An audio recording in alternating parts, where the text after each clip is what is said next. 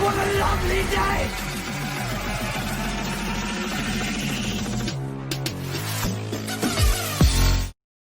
Welcome to Flat Earth Debate Uncut and After Show. I'm your host Nathan Oakley, and if you are new to this channel, or you've not done so already, then be sure to subscribe, hit the bell notification icon and join button if you'd like to become a Nathan Oakley 1980 channel member and keep up to date with the Flat Earth Debate. If you'd like to support the channel, there is a super chat that runs alongside each of these shows while they premiere. There's also a PayPal, Patreon and crypto link in the info box below the video. Speaking of Patreon, I'm going to do a quick shout out to all of you who do support me on Patreon, so a massive shout out of thanks and appreciation to Neo the One, Lost Cat FE, Rob W, Open Minded, Reese Pound, Del West Watson, Mike, Muted, Dick Earth Skeptic, Chris Hillman, NA Literalist, Maria Neelands, Unbelievable Productions, Blue Ridge Ranger, Rob H, Burn Fat Till My Stomach Is As Flat As the Earth, Nathan Thompson, The Real Gabster, Windrider, Missouri Bear, Henrik86, Liam Nedrick, Owen Jennisons, Abraham Mohammed, Dave Rakia Gafford, Naibai, Adrian Quintana, Skeptic936, Life is Short, Fireball X, Felix Hung, TheFlatEarthChannel.com, Texas Mike, Owen Jennisons, Kirsten Smith, Alexander Main, David Wayne Foster, and Dank. So another massive thank you to all of you for supporting me on Patreon. Now we are joined by one person in Discord, so I'll raise the mic on him, and you can enjoy the conversation that hopefully gets started between he and I while I set up for today's live show, if I can.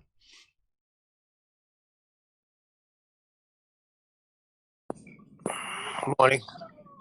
Howdy. What's up, Anthony?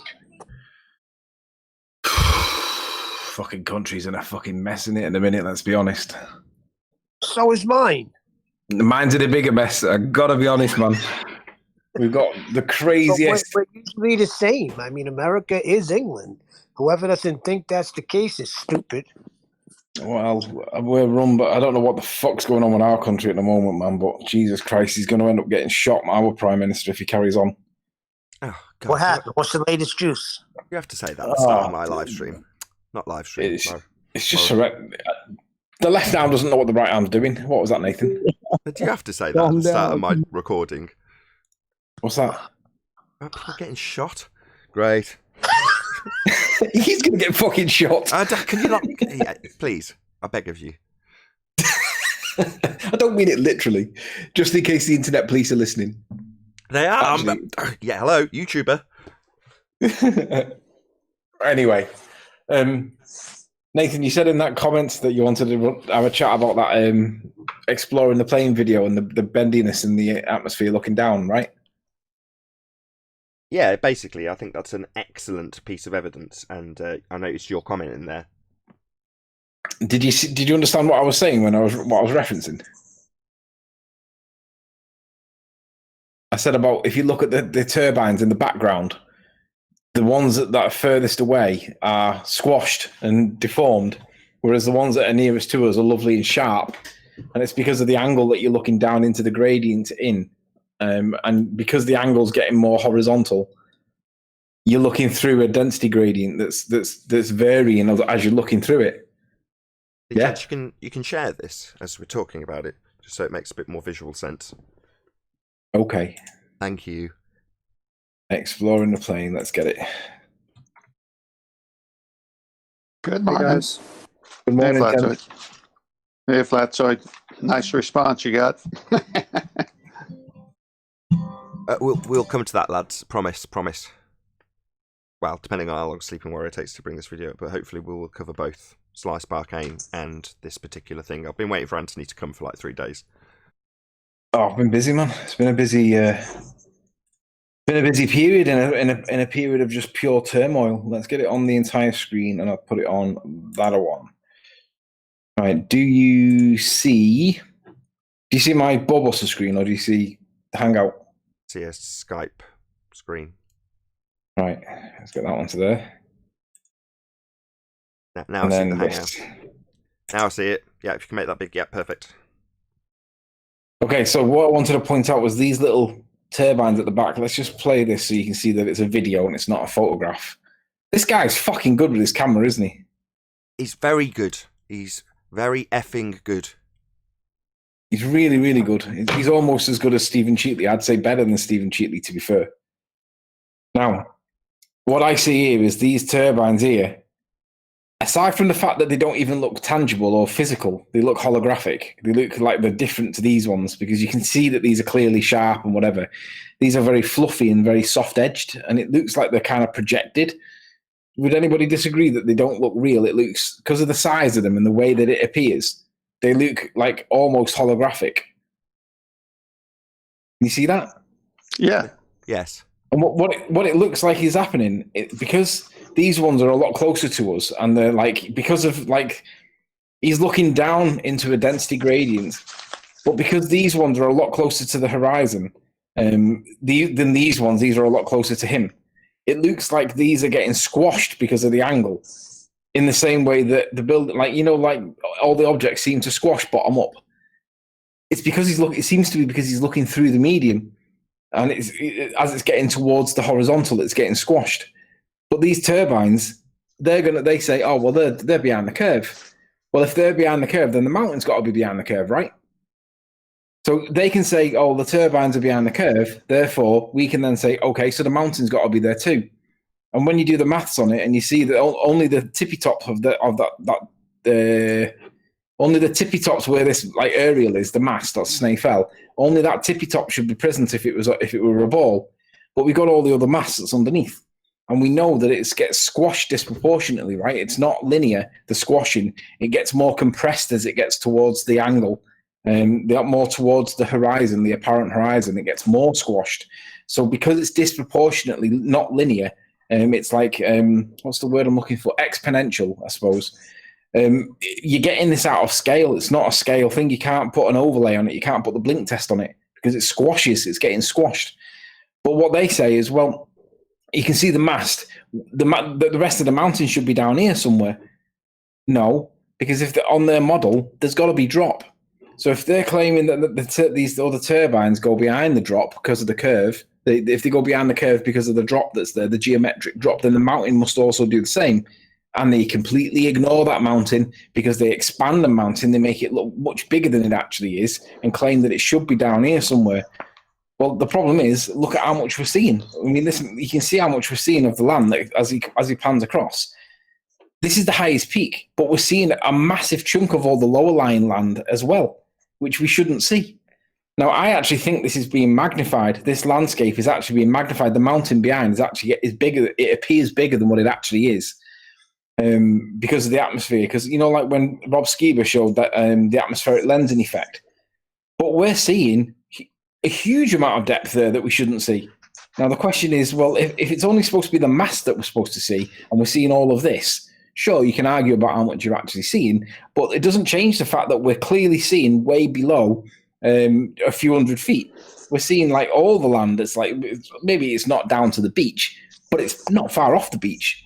So on the one hand, they're happy to point out the turbines going behind the curve, but then they can't account for the mountain. So it's like, what is the explanation for this? Because it doesn't seem to match the ball at all, but they just ignore the fact that drops there, and they call it flat. They call that flat perception a ball. And it's like, yeah, but you haven't addressed the geometric drop that's supposed to be there. And they start putting lines in and saying where it should be on a ball, because what they're doing is they're making the bottom part much bigger and sticking it down here somewhere. It's nonsense. Nathan, what do you think? It's excellent, spot on in every respect, apart from you saying what we should see and basing that on a ball. But we're into that, right? That's what we're doing. In case anyone checks me on why I haven't checked Anthony, we have discussed this beforehand, and we're talking about how they justify it on a ball. So we're not begging the question on their behalf. We're saying when this is presented to ballers, obviously they're going to be begging the question, assuming they are, putting it through their maths, and it doesn't work. It leaves them totally screwed. Even when they beg the question, yeah, it's not as powerful as a black swan, but as observations go, you know, that leave them in a bit of a quandary. That's this. Why are you going to explain this? We can't, even if you beg the question. So it's, I think it's an epic, I don't know what to call it really. Globe debunking? See, I mean, What's a globe? We don't even have to explain it on a flat plane, because if there's something else going on, we don't have to define exactly what's going on, because we don't make any claims. We don't need to make claims. All we need to say is, hang on, where's the curve? That's what we need to ask. Where's the curve? We don't need to map it. We don't need to calculate it. We don't need to do anything. Don't need to We ask just that need to anymore point out either. that there's no curve.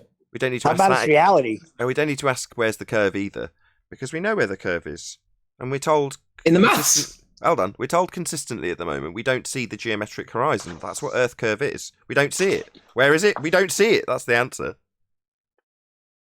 And This isn't go on. this isn't complicated. They are trying to reify a model. All they have is a model, and this real picture, this real video, anything real, does not establish their model. It demolishes the narrative. No. Their model, for a start, would have Anthony in side profile and aligned to 1 point on this picture. Yeah? 1 point, one target, and they'll pick the target that best represents their model. Well, in this instance, Anthony's saying, well, the bit that best represents their model, if they reified the line just at the point where you can see the tower, I'll draw my mouse along it, the horizon. If they say that this line is a physical geometric sphere edge obstruction formerly known as Earth curve, they're going to pick the turbines that are faded in this tiny little section here, below and behind the nice crisp close ones, that happen to be bigger than mountains. Not that your curve maths can account for that either. These turbines being bigger than mountains. Anyway, we'll brush past that and say that they're going to focus on that. And Anthony's saying, well, the problem is that there's mountains behind. Yeah? Well, those mountains, you've got an exponential curve in your maths that you presuppose with an R value that can't be measured anymore because you haven't got a geometric horizon tangent point. You would assume, based on your maths that are debunked, that it's got an exponential drop beyond these turbines. And that would leave you with no mountain. I call it reality. It's a reality picture. Yeah, Earth's Well, flat. there's nothing wrong with saying that your model says this and reality doesn't match your model. So your model is wrong. Quit comparing your model to the nature of Earth. The curve on the sphere it doesn't stop. It keeps going. I mean, everyone knows what a sphere is, and they're saying we live on a sphere. And what this does shows that the mountains 90 miles away, my goodness, how much of it should be covered all the way to the top? Well, guess what? Reality doesn't match your model. We don't live on a sphere. I mean, this mast on the top here at Snaefell, however tall that mast is, we did look it up at one point. I've forgotten how tall it was. But you can see that looks proportionately stretched anyway. It doesn't look in proportion with what the rest of the picture. It looks too tall. It looks like it has been stretched. But even if it hasn't been stretched, the point remains that they've got, on the one hand, they're quite happy to argue about the turbines on the horizon, which I'm hoping that we'll get to any sec. There we go. Let's get them more into the middle. On the one hand, they're quite happy to point out this little bank of four there and say, where's the rest of the mast? But on the other hand, they completely ignore the mountain's existence in the first place. And he puts it perfectly when he puts this line across here. Their geometric curve that this thing must fall behind is... Where the fuck is it? I'll just tell you the height of Snaefell. It's 2,034 feet. And then the mast is, I think it's 50 feet, is it? I thought it was nearer to 80, but whatever. 50, there we go. So basically, the geometry states that everything below the red line should be hidden on a globe. Now, this is their starting position that they don't want to talk. I was trying to have a conversation with what's his name, that where's Wally, and he doesn't acknowledge this bit. He doesn't acknowledge that this is where the mountain should be on the horizon. This bit stop should it. all be There we down go. here. Stop. That's where 10th got the phraseology spot on, so I couldn't critique it. Whereas you're saying where the mountain should be, even though we're in their example, and you're talking about your example with a globe guy, you've got to change that. It can't be where it should be. Where the globe model says it is and where it should be are two very different things. Where the globe model says it should be, yeah. Where the globe model says it should be. That little tippy top there should be sat on the horizon in their model, but it isn't sat on the horizon. So then the question is, well, why? Well, we don't need to explain why. We just need to point out that it's incorrect. Well, the comment I gave to Mr. Sensible falls exactly in line with this whole thing. What was that?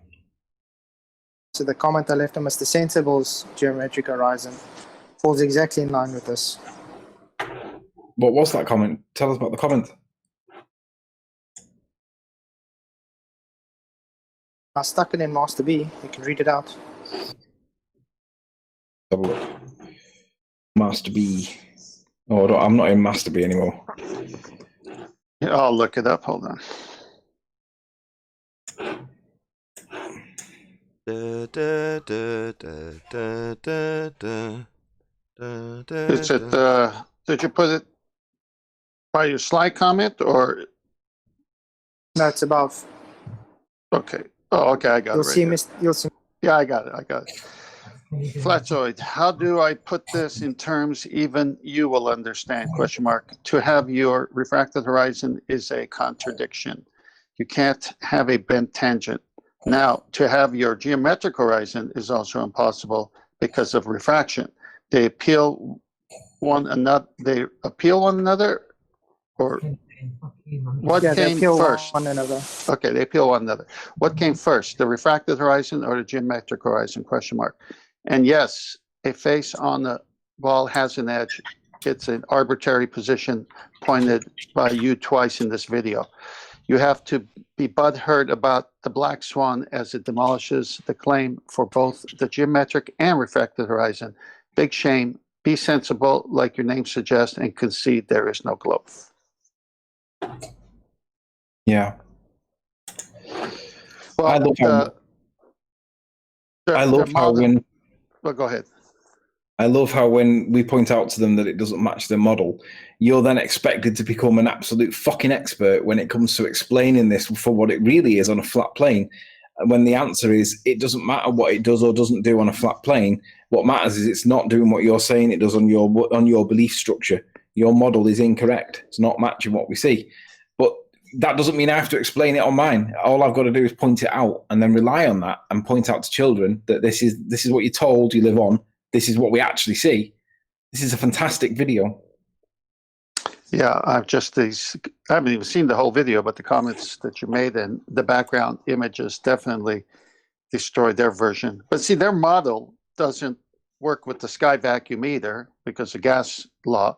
And their model doesn't work with pseudogravity that's 105 years old and no longer valid. So their model doesn't work with more than one thing. Oh yeah, I mean, the gas pressure without a container argument is probably the easiest one to argue, but they just don't understand that they can't have it. They seem to think that, well, because we've got gas pressure, there must be an ability to have gas pressure without a container because we've got it. No, you're ignoring the problem that you need the container to have it. You literally ignore it, and it's like trying to get that through to them is like trying to tell them red is blue, because in the red they've got blue is blue in the red, but you're trying to convince them the opposite. It's not about convincing them, but that's how they take it.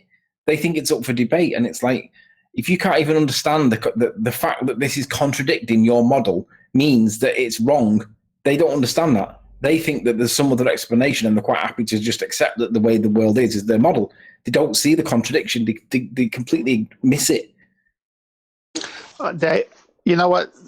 This is akin to someone in a cult who's been raised by their parents who were in the cult, who were raised by their parents who were in the cult, and then they meet you sometime somewhere, and you say, hey, do you know that your belief system doesn't match reality?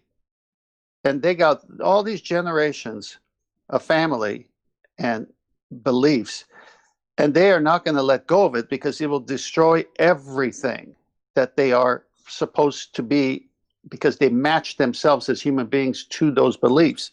Rather than saying, what is the truth? I'm going to align myself with the truth. They want to align themselves with a lie and defend it because it's more painful to accept the truth. Do you know what I want to point out as well as a secondary point?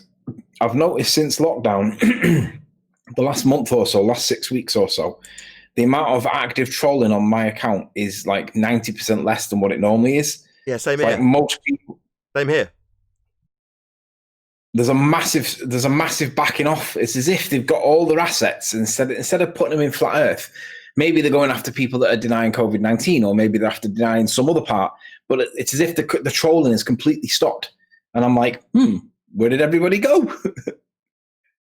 To me, I think 90%. I'm keeping them busy. 90%, yeah. Completely stopped, no. But I even mentioned it to my wife. It's just the reason I interrupted you or ejaculated was because I said to my wife yesterday, it's almost like I've got more support in the comments recently. There seems to be, predominantly flat Earth comments. And now you've mentioned it, and I'm thinking, no, it's just not flooded with troll comments. That's all. That's the difference. There's probably the same number of flat Earthers commenting. There's just an absence of about, like you say, 90%. There's not it's not completely devoid of globe trolls. But yeah, it's massively down. I totally agree. Don't know why. Yeah. Well, look at my last video. I've doubled the amount of comments. Yeah, they're all butthurt because of a balloon. Well, I tell you what I've also noticed. I've asked other people, other content creators. I did ask Nathan, but he never gets back to me on Skype because he's the laziest Skype user ever. But I asked other people, did they notice any drop in it?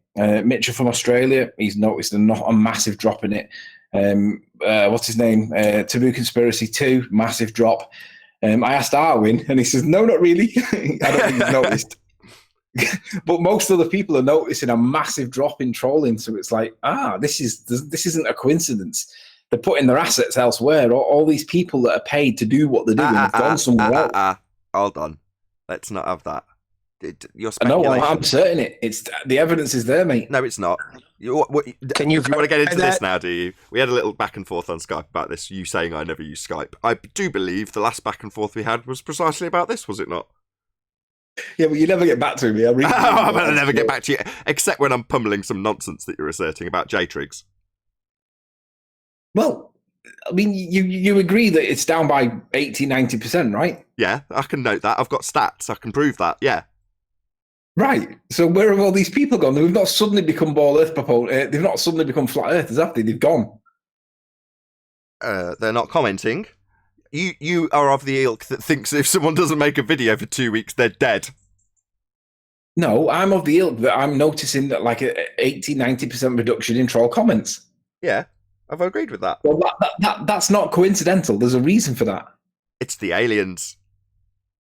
Oh, I don't know what it is, but I'm not having that there's a 90% reduction on troll comments and there's no cause to it. Yeah, alien abduction. My hypothesis in science is reptilian. Trying to trigger me now. Is that my independent variable is paid trolls, and my dependent variable is troll comments on my channel. I see lots of far less troll comments on my channel. Therefore, I'm going to correlate that because it's true. Yeah, you're going to correlate it with speculation about JTRIGs and government paid shills and people in, I don't know, where was it again? Was it Ukraine? Or was that the one I invented to be farcical? Are you talking to me? Yeah. I can't remember the location of where you said the JTRIGs were. Then I invented some farcical scenario with some in Ukraine, or it is actually the case that you asserted the JTRIGs are in Ukraine. I can't remember which. I don't know. All I notice is that there's a lot less. Well, do you know what it was? 10th. You've heard me say in the past about deny, dismiss, and deceive, right? The D's. Yeah. So if you go to JTRIG on Wikipedia, where it describes this Joint Threat Research Intelligence Group, JTRIG, they've got this thing that's defined as discredit, disrupt, delay, deny, degrade, and deter. And I'm like, oh my god, that's like they're my D's. There's deceive, deny, dismiss.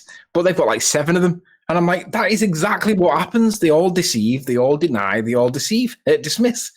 But they've given another 5 there that I didn't know about, and I'm having them. But yeah, this is exactly what you as a lawyer should have copyrighted it.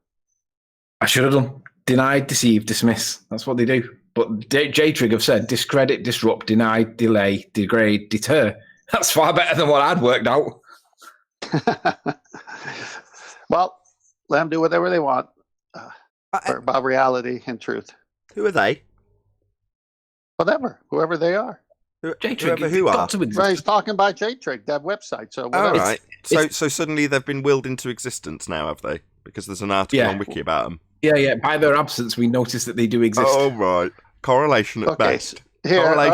All right. I'm having it. I'm having it, Nathan. I know you're having it. All the trolls that don't go to Nathan's chat anymore that he referenced as they, the trolls, those they. Oh, contraire. No. That's might be the case in terms of... What did you tell your wife about your chat comments being less of? Comments, but not people coming. Statistically, I'm doing fantastically. I was going to notice. No, I didn't say that. Though. I didn't say coming. I said comments of the trolls. Yeah, comments. But comments. I mean, yeah, the comments have decreased. Have they not on your channel, like Anthony's? No. Troll comments have gone down. That's the subject matter. Troll comments. Of course, I'm talking about troll comments. Okay. Yeah. Okay. The amount of troll comments. So what is it possible to refer to those comments being those troll comments that are decreases they or not? It is yeah, they. okay. It is they. Yeah, fine. Okay, I take it back. I concede. We're all right correlating if they can correlate, so we're correlating on this That's one. not what I conceded. I conceded that there is a they contextually in this discussion, not that suddenly they've been willed into existence or exist at all. No. There's a they that we're talking about. It's that they that may or may not exist. And let me just push the bar out a little bit further as well. You know, like when they say, like, don't worry about COVID-19 scenarios, right? It's what else is going on in the background that they're really doing that you want to be worried about. So it's like, look over here, there's a cold, right? But don't look over here because we're doing hokey pokies. What if the hokey pokies that's going on in the background is flat Earth itself? Maybe it's the case that they wanted the distraction away from, because we're all doing pretty well at the minute. Let's be honest, it's a good day to be on our side. So they've created something else, and it's like, yeah, we need flat Earth to go away for a bit. Let's create something big. There you go. We got a pandemic now. Flat Earth. Oh yeah, that's over with now. Has anybody ever described you as a fantasist, Anthony? I'm just looking at the patterns at the minute. It's like, it's stark to me that there's like... Excellent segue. Talking of patterns, I'm massively up on my stats because I've done a lot more work. So I'll stick them up on screen. So I've never quite reached that 10,000 real-time views, but I'm very, very close. What is it? I can't see at this distance, but it's about 9,000 something or other for the last 48-hour period. But I got a little message with a little hot air balloon from YouTube saying, well, hey, you're 60-something% up on your views. And it gives me all the stats and lays out what I've done, and it's down to me making more videos, basically. It says that too. But nevertheless, I just wanted to thank everyone. There's obviously people watching, more people watching for longer, and I'm very, very grateful to all the people who are. I don't get a massive amount of publicity outside of the people who are dedicated and watch anyway. So it's down to them. So if you're a subscriber, it's down to you. So thank you very much for all the views. And in terms of subscribers, I've never had more subscribers in my entire YouTube career. There's another interpretation here, Nathan.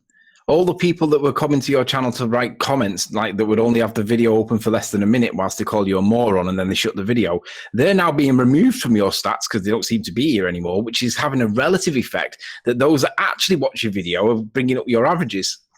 That would affect my view time. Yeah, the overall view time is up also. So that's watch time minutes in YouTube stat vernacular. So my watch time minutes are up, which does mean exactly that. I can't not draw that correlation. In other words, there's less people coming on, watching, commenting, disappearing 25 seconds later. That means that the overall watch time increases, which is what I've experienced, along with an increase in views, because I've capitalised on that. Because I watch my stats daily and I react to what's going on. I'm like, uptake, well, I'll capitalise on that. Now it's worth doing a lot of work. Let's put out some extra videos, etc., etc. And I have, and it's worked. People have been paying more interest. Irony of irony. One of the first things I checked this morning, I checked my comments, and someone listed, like, here's the numbers for Nathan's last videos. Definitely losing views, definitely going down the toilet. I looked at that and just laughed. I'm like, I'm going to be talking about my stats this morning, about how well I'm doing. Yet the people in the comments think I'm doing badly. It's just really weird.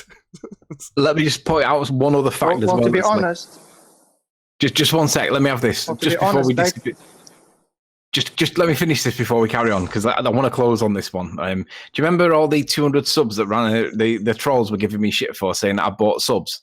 Well, I went onto a chat show there called Alex Belfield. He's like an ex-BBC correspondent that's bitter with the BBC for some reason, and he's got it in his. He's in his crosshairs. They're in his crosshairs, and he had 5,500 live listeners the other night. And I joined I just rang the number on screen to see if I could get through, and it rang. He answered, and I ended up being live on my phone, but he was on Skype and whatnot. And I ended up talking to them about what happened in London with the protesters and stuff. And I ended up getting 690 extra subs in 24 hours. 690! I was like, wow! It's crazy. Did you introduce yourself as I'm Sleeping Warrior YouTuber channel Sleeping Warrior? I did, yeah. Excellent. Yeah, well done. Kudos. Yeah. I sent you the link. You obviously didn't see it on Skype. I see everything. I am basically omnipresent. Omnipotent. Omnipresent. Well, let's get omnidirectional. Let's have Flatzoid talk about the balloon. Pick up? Yes, Flatzoid, go ahead. Sorry, Neil.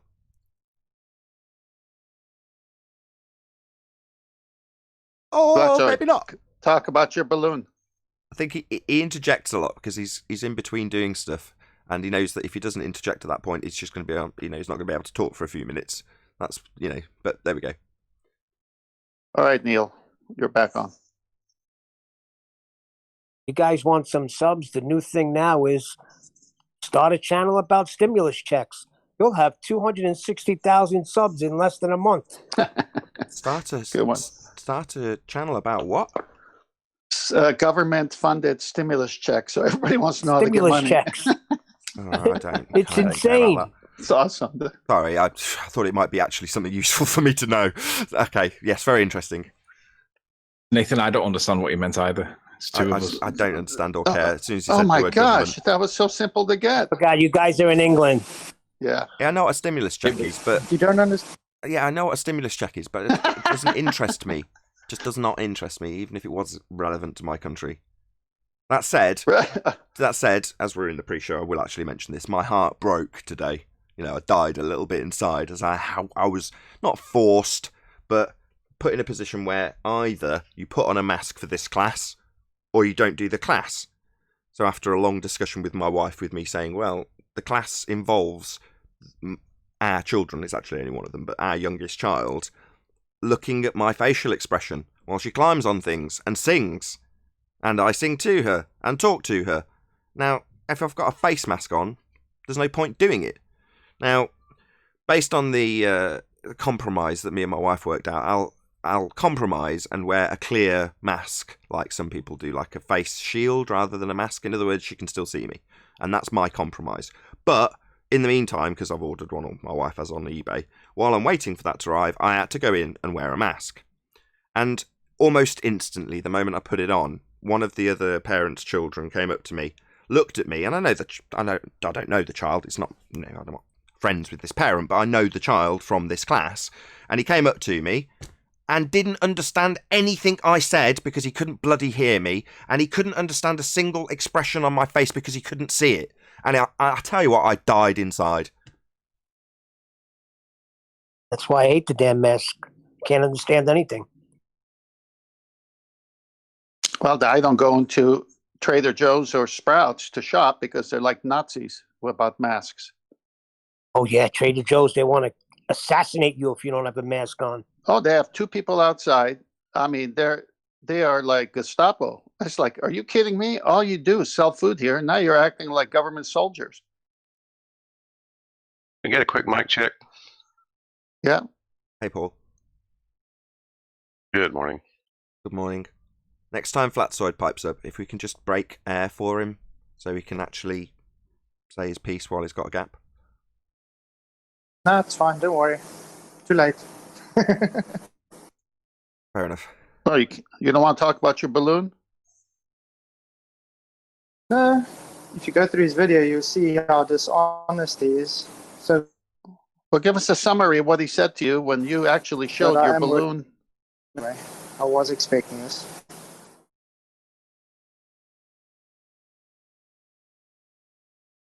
Well, I haven't seen this video, but I'll summarize from what I think happened. Flatsoid did a video showing a balloon being held up by Play-Doh on a string, stationary inside his house, in front of a window, with windows and doors closed so they wouldn't move too much.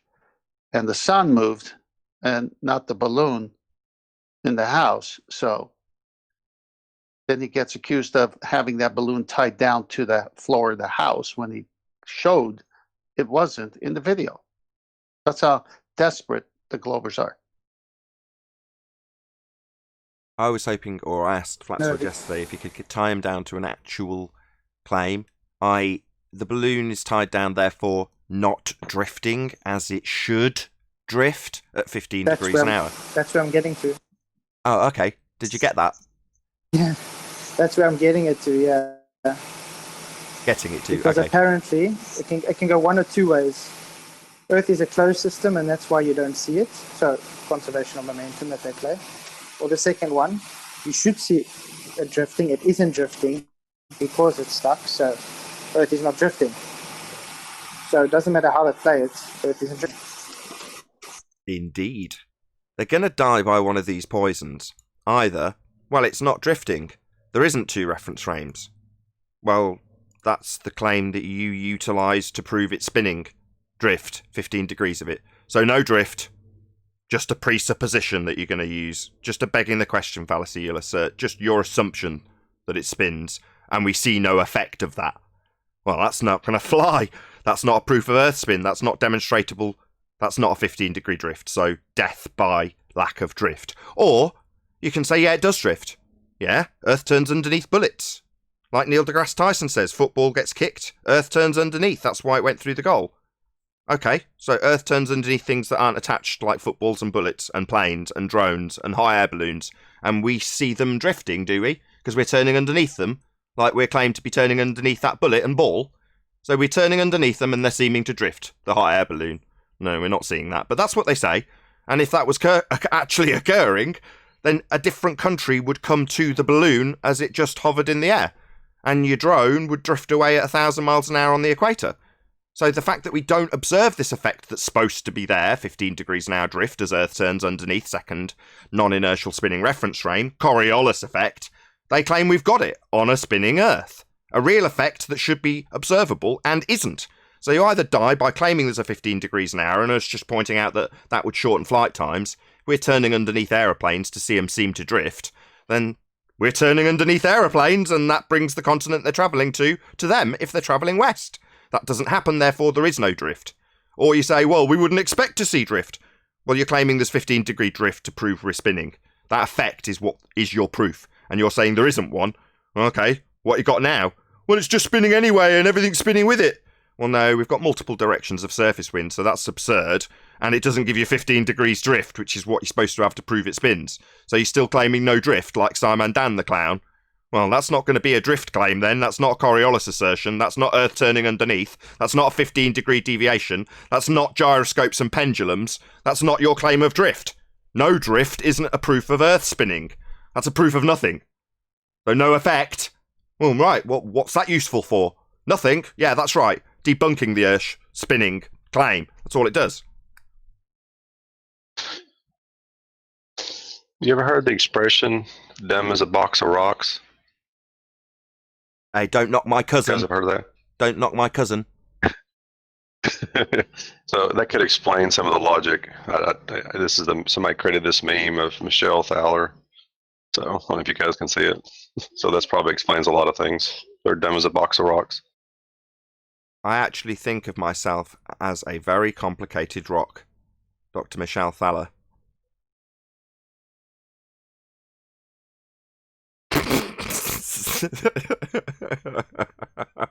Yeah. We think of you that way too.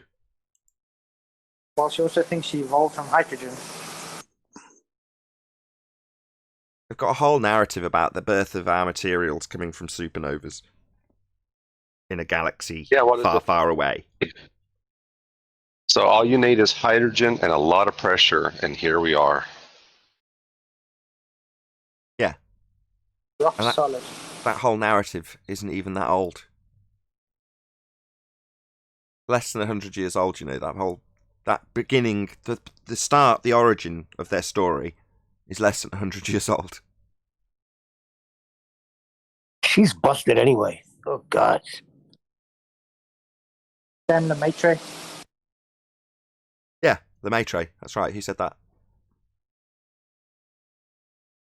I did. Right on.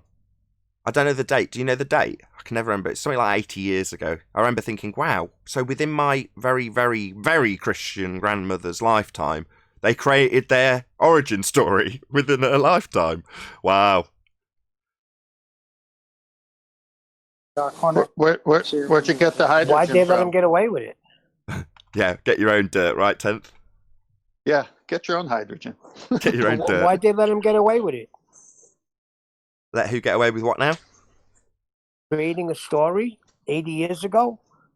Where was science? Why did they let him get away with this nonsense? It's worse, doesn't it? They just invent a story, then radically change it and take it into a conceptual medium. You know, 105 years ago, they did that with gravity.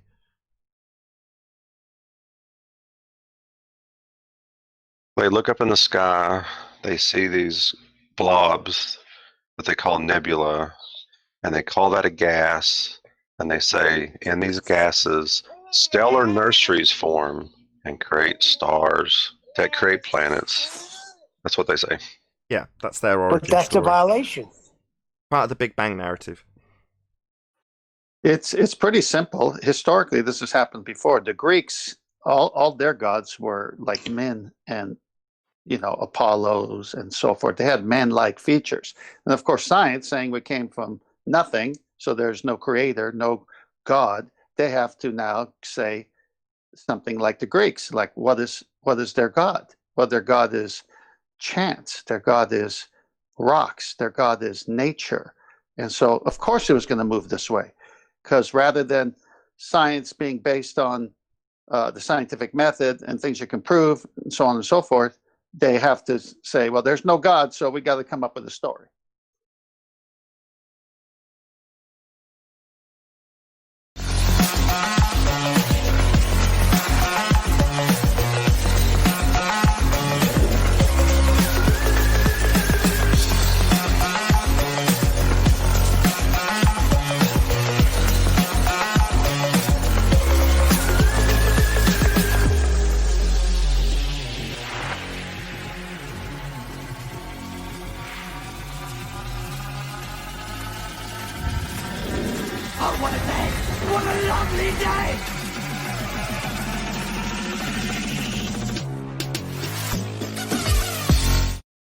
Welcome to Flat Earth Debate Live. I'm your host Nathan Oakley, and if you are new to this channel, or you've not done so already, then be sure to subscribe, hit the bell notification icon and join button to keep up to date with the Flat Earth Debate. If you'd like to support the channel, there is a super chat that runs alongside each of these shows while they are live. There's also a PayPal, Patreon and crypto link in the info box below the video. Most importantly, if you'd like to join the discussion, simply mute the page you are currently watching, then click the link in the info box below this video to join the panel and express your views on the nature of Earth. If you do join, please don't swear. If you do, you'll be ejected, and if you are, please don't try to rejoin the stream using sock accounts. You'll be warmly welcome back on the next stream. Please also share the show on social media. Sharing the show obviously increases the live audience, but this in turn increases the chances of a more diverse panel. So please share the show on Facebook and Twitter.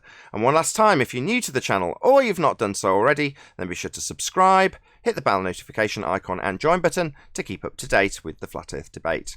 Now we are joined by 10th Man, Chocolate Saiyan, Flatzoid, Neil, Paul, Righteous Force, Sleeping Warrior, and a whole bunch of people in Discord. So welcome, one and all. Good morning. Hello, hello. Yo, yo, yo. Good morning. Yo, yo. Here you go. Morning. Yo. I just want to give a special shout out to all the trolls that are not polluting mine and Nathan's channel right now. It's like 90% of them missing. I wonder where they've all gone. Shout out to those trolls. Shout out retracted. Yeah, well done. Shout out retracted. As an enthusiastic start, far better than the 0 replies I got yesterday. So, excellent. Thank you for a good start today. Hello, everyone in Discord. Good morning. Thank you, Hey. Zelty. Thank you very much for saying hello. Let's see how we get on with housekeeping. Hopefully we'll get some response to our Discord. Everyone is off mute. Any evidence of a physical geometric... I'll try. Too keen. Any evidence of a physical geometric sphere edge horizon formerly known as Earth curvature? Not No today. evidence. Physical, you say? Not yesterday. Hold up. It can't be physical if it only exists in the math. Can't be Yeah, it's physical. only in the maths. Nah. Nathan, Unless math actually Nathan, what- refracts, like Rumpus told us one day. It was refracting in the math. Nathan, Go on, They could owe Flatzoid. it to you. Hold on. Nathan, Go on, Flatzoid. what comes first? What comes first, the geometric horizon or the refracted horizon? Can't have both. The geometric, you've got to be able to measure a tangent point, and they can't. Got bent lines to their horizon, so no tangent, no straight line. Did you hear the latest one that they tried to obfuscate this with? Was everyone aware of Rumpus's latest trick in this regard? Because if not, I'm going to break it down. Two balls. 2 balls, yeah. So they have 2 circles. And they say, look, at the tangent point, you can have a second circle, which is a curved line, meeting the first circle. So you can have 2 curves meeting at a tangent point. Now, the tangent point is just the point that a straight line's going to be joining it. That's why it's going to be called tangent point, because it's a point that a straight line meets it. Now, they're using this example of two circles intersecting with tangents as a get-out for their bent line to their tangent point horizon they don't have anymore. Because it's refracted, right? Refracted with R. Well, R is the basis of their geometry, and that needs a tangent point. It needs a straight line, and they've relinquished it, leaving the model in a paradox. Hey, Arwin, by the way. Hello. So yeah, if you ever try and get caught out, just remember, if they introduced a second circle, like, okay, well, that's fascinating. But you've got one claim to be sphere Earth, presupposed, with a tangent point, so you can presuppose a straight line to the horizon with a curve beneath it. So your line of sight's going to be straight, so you can call it a tangent. What's that? Oh, it's bent! Oh, it's not a tangent then. What are you talking about? Geometry. Bent line? Well, no. You've got geometry. So you're assuming the curve beneath the tangent. Well, if you haven't got a tangent, how are you going to assume the curve beneath it? You can't. Dead globe. Black Swan wins again. Unlucky fundies. Your two circles meeting together have still got tangent line to them. It's not bent. Like your donkey dick to the horizon. Unlucky. Better luck next time. Any more on Where are they going to go from there? Nowhere. Model's dead. Earth is flat, Neil. Nowhere to go. Every avenue leads to death if you try and challenge the Black Swan. The globe model dies down every avenue. Hey, I noticed in something yesterday. I was talking to Tenth about this yesterday. Didn't Andrew Thomas Young say there was a maximum that refraction would occur? Who cares? He's begging the question. In his explanation, he starts off by describing the horizon that's geometric as having a line of sight to it. Later to describe not being able to see it. So he contradicts himself in his first sentence, saying you've got line of sight to something you cannot see, and you cannot have a line of sight to something that cannot be seen. No, I get that, but even him, if they start arguing that, but even Andrew Thomas Young said there's a maximum that if you refract the horizon, it would only take it at like 0.10 of a mile. Yeah, when he assumes R, giving him a tangent point to a line of sight he cannot see. So all of that assumption with his maximums are based on a measurement he can't get. Right, but again, as a summary of yesterday, when I put up the two slides from Andrew Thomas Young, one was dealing with 1.22, which is the geometric horizon that they don't have, because it's all a model, it's all a Jedi mind trick. And the second was on that same model, on that same Jedi mind trick, with refraction, it was 1.32. So if you go back to the Black Swan modus tollens, if the Earth is a sphere with a radius of 3959 miles p, then every geometric horizon distance measurement must be no more than 1.225 times the square root of the observer's height in feet, q, geometric horizon. Okay, so now that easily could be changed to the second one. If the Earth is a sphere with a radius of 3959 miles p, then every refracted geometric horizon must be no more than 1.32 times the square root of the observer's height in feet, q, the refracted geometric horizon. You can't have a refracted geometric horizon. It's a contradiction in terms. Well, if he's got the 1.22 and the geometric horizon is not possible, then why are we using it? We're not. That was QE's argument with you. Why are you even asserting it? If you've got a No, refracted... I'm saying, well, hear me out. If you got the 1.225 from Andrew Thomas Young for the modus tollens, why can't we just transfer it to the 1.32 and kill that one too? Because you can't get the 1.3. Because you can't get the 1.32 without the 1.2 times the square root of the observer's height in feet to give you a geometric horizon to base the 1.32 on. So you can't get to that. That's my point. But we're using it based on what you just said. You are. No. Yeah. Who's using? No. They are. Hang on. They are. Confused. The tent's very triggered. They are. Yeah, that's what intent Jimmy man was is. saying. May I finish? Well, no, because you're allowing them to reverse the burden of proof. May I finish? You came on just now, Nathan, and said the line of sight you can't see, quoting Andrew Thomas Young. Well, why don't we just use that statement from him and not have a modus tollens? Well, it's part of the modus tollens because their rebuttal is to say that they've got a refracted horizon. And in response to the rebuttal, which you're asserting for them, you say, no, you can't have an R-based refraction if you can't get R. No, what I'm trying to say is that when I posted the 1.225, I also posted the 1.32, and I got hell for it. For what reason? Because you can't have it. Because why would you assert it when you've already debunked the basis of it? At 10th, you're very triggered when I'm 10th, please.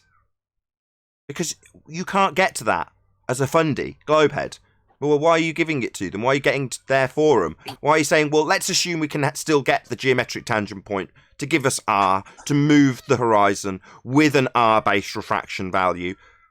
Why would you give them that? When, no, they can't. I'm not. 10th, please. They can't get there, and you're taking them there with an R value they haven't got. They can't get there with the 1.22, and you're giving them that. No, I'm not. We're debunking it. In the We're debunking R. Their assumption is R. We pointed out that it was a begging the question fallacy. Then we've debunked it with modus tollens. And you're saying, well, let's give them R back again so we can debunk the next bit with the assumption of R that we've just debunked with modus tollens. And your response to that is, well, why have modus tollens? Why not just point out they've got a line of sight to something they cannot see? Well, they've only got that rebuttal because of the black swan. You can't change time. That's how things have progressed. That's Exactly. not what I'm saying. Black swan is the rebuttal. Why do you think that what I said is not a rebuttal? I'm quoting the same Terrestrial guy. refraction, sorry. Can we move on? We did this for 20 minutes yesterday. Yeah. It got It's QE your show. very We'll angry. move on. You don't want to discuss it. It's not that I don't want to discuss it. You're giving them an R Yeah. for a refracted... I'm not giving him anything. Yeah, you are. I start off by saying the whole thing is a model. It's pseudo. It's fake. It doesn't exist. It's not reality. What did I give them when I start off that way? When you give them 1.3, whatever, you're giving them the R value that's been debunked with modus tollens to then say, well, I'm going to give it them back so I can then debunk their refracted assertion. Well, the refracted assertion's debunked because it hasn't got an R value. And you're constantly interrupting me. What's going on? Jesus wept. Can I just reply? You're misquoting me. You're giving them R when you give them the refracted value at 1.3. And they haven't got it to utilise it, and you're employing it to say, I can debunk it. Well, you can't employ it to debunk it if you can't employ the R either. So when QE says, even with giving them gravity at 200%, what's he doing? Not the same argument. Excuse me, I was talking to Nathan. That's not this argument. What's he doing? So what? That's not this argument. Take it up with him. Well, what I'm saying is I'm doing the same thing. They have two numbers. They have the 1.22 without atmosphere, which is bogus, and they have the 1.32, which is bogus with atmosphere. They're both bogus. None of it is real. Yeah, and in the same respect, okay, if you want to use that example, I'll use it too. I had the same exact thing from Sleeping Warrior, who coincidentally is on the panel. Why are you giving them bloody gravity? I'm fighting it. And we're like, yeah, but it's not really key to my argument. And he's like, yeah, but it's key to mine. Stop giving it them. And we're like, yeah, but it doesn't affect whether or not you can have gas pressure without a container. It doesn't matter. It's not flying in the face of entropy. Sleeping Warrior got pissed. And was like, no, I'm fighting gravity and you're just saying they can have it. Stop it. And both Q and I had to eat humble pie. Q, E, and I had to eat humble pie. It's a bit of a mouthful. And say, okay, you're right.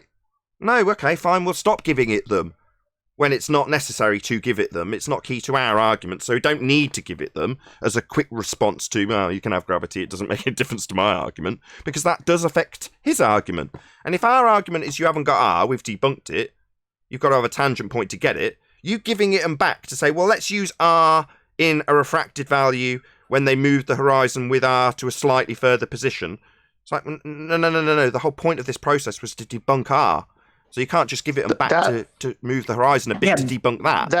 That's where my... The only way to actually give them terrestrial refraction is by giving them R. Owen, everyone's blood's getting a little bit more elevated and you're not helping. I don't want 10th man to start getting pissy. I'm already pissy. Just let him have his piece. I didn't give him R. I am debunking both pseudo claims, period, by stating at the beginning, none of it is true. It's a model. I'm discussing a model and model claims. I'm not giving them nothing. Okay, another comparison would be to say, I'm not giving them the geometric sphere, edge, horizon, and earth curve maths. I make sure I make points to say that it's a reification model. Now, if the earth was a sphere, then the geometric calculator says the horizon will be at this point blocking boats and buildings. Therefore, we should see this amount of the building. Well, at that point, I take issue. It's like, no, what we should see isn't based on the reification, regardless of how much you point it out. And what we should see in this instance with the Black Swan isn't ever going to be utilisable, if that's a word, with R, because it was debunked in the modus tollens. You're giving it them back. I know you don't want to accept this, but you are. I don't accept it because I'm not giving anything back. I am destroying both claims by addressing both claims as pseudo. If you can use his quote for 1.22 miles, I could use his quote for 1.32 and say they're both wrong. That's all I'm saying. I take offense when you say I am saying or I'm giving back when I'm not, because when I debate people right from the beginning, I tell them it's not there, it's not real, it's a model. Now let's go break the model. Okay, 5 times is enough. We're not going to agree on this. I know we're not, but fine. I concede. That's the way you're going to debate it, whether I like it or not. I've had to concede the same thing, and it happens daily with flat earthers saying what we should see is X. So, whoa. Your eyeballs tell you what you should see, and it's based on what you've seen, not what a model tells you might predictably see based on reifications and assumptions of R. So I don't accept this phraseology, but I've had to tolerate it. And in this instance, I don't want to, but you're not going to accept that. I'm not going to accept that you should be doing it. I'm always going to see it as you giving them back something that's been previously debunked. But, fair enough. You're saying, I want to cover every base. They're going to beg it, so I'm going to beg it for them. See, this is where the offense comes, Nathan. When you say I give it back to them, when that is what the offense made. I don't give it back to them. I have to have a conversation with a normie, and a normie, or even a slight troll, let's put it that way, who brings up refraction. I could destroy all the layers of the onions. I'm not begging the question or giving it back to them. I'm destroying that rebuttal with it, just like the modus tollens does. Okay. Sorry, Ken, can I ask you a question? Go ahead. You can, go ahead. Then I'll shout out a couple of super chats. Go ahead. Then do you understand why I said the geometric appeals against the refraction horizon? Because they feel one another. You can't have them both. So by saying you think I don't know that? I know, but I'm saying what do you think is a stronger argument? By telling them you don't have them both, or you can't have any of them because they appeal each other. Okay, let me tell you how it goes real quick, because you guys are dense. Hey, you can't have a refracted horizon without a geometric horizon. You don't have a geometric horizon, so there's no refracted horizon. Ball game over, Black Swan. Cool. Okay, but what if it's the atmosphere effects? I go, okay, what if it does? What is it? 1.32. Okay, the horizon's over 10 miles, so you still don't have it. That's all I'm saying. Okay, now but you just clarified with that comment. Okay, so now you've clarified it, 10th. When they say, what about the atmospheric effect? That's a bait and switch, because their atmospheric effect isn't atmospheric effects. It's 7/6 of a radius value that's already been previously debunked with modus tollens. That's what they're going to be applying, 7/6R. So when they say, what about if we consider atmosphere? No, they're not going to be, though. They're not going to be considering atmosphere. They're going to be considering R, just debunked literally a second ago. So you just have to stop them there and say, no, your atmospheric effect isn't an atmospheric effect. It's 7/6 of a radius. Right, 7/6R terrestrial, because you have to have the R to get the 7/6R. And then even with your stupid made-up atmosphere, it's still 1.32. The horizon's over 10. No, it isn't, though. Mike. No, it isn't, because that assertion requires the radius to give the assertion you've just given. Let's stop. I don't want to do it for 6 more times. Right, good servant. Yeah. Thank you very much for the super chat. Really appreciate it. Also, someone else super chatted in between, and believe it or not, I was so intent in this conversation that I missed it like I would if a glober was on. But that's just a testament to how good 10th man's prowess in arguing is. Let's give Nick L's IQ moment of silence. Let's give Nick L's IQ a moment of silence, and then peace sign and ponderance face. Okay, thank you very much. Unbelievable predictions. Yeah, indeed. And there's your moment. Right. Hope it was worth $2. So can I give a comment? Of course you can, Aaron. I'm sorry to cut you off.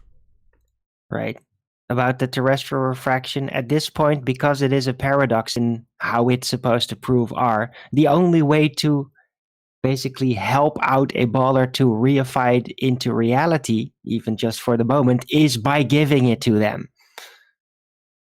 You understand? So you should never give them terrestrial refraction ever as a vantage point ever, because that's the only way they can even reify it, because it's a paradox. So there's no reason to ever give it. It's only there to try to give a response to the black swan anyway.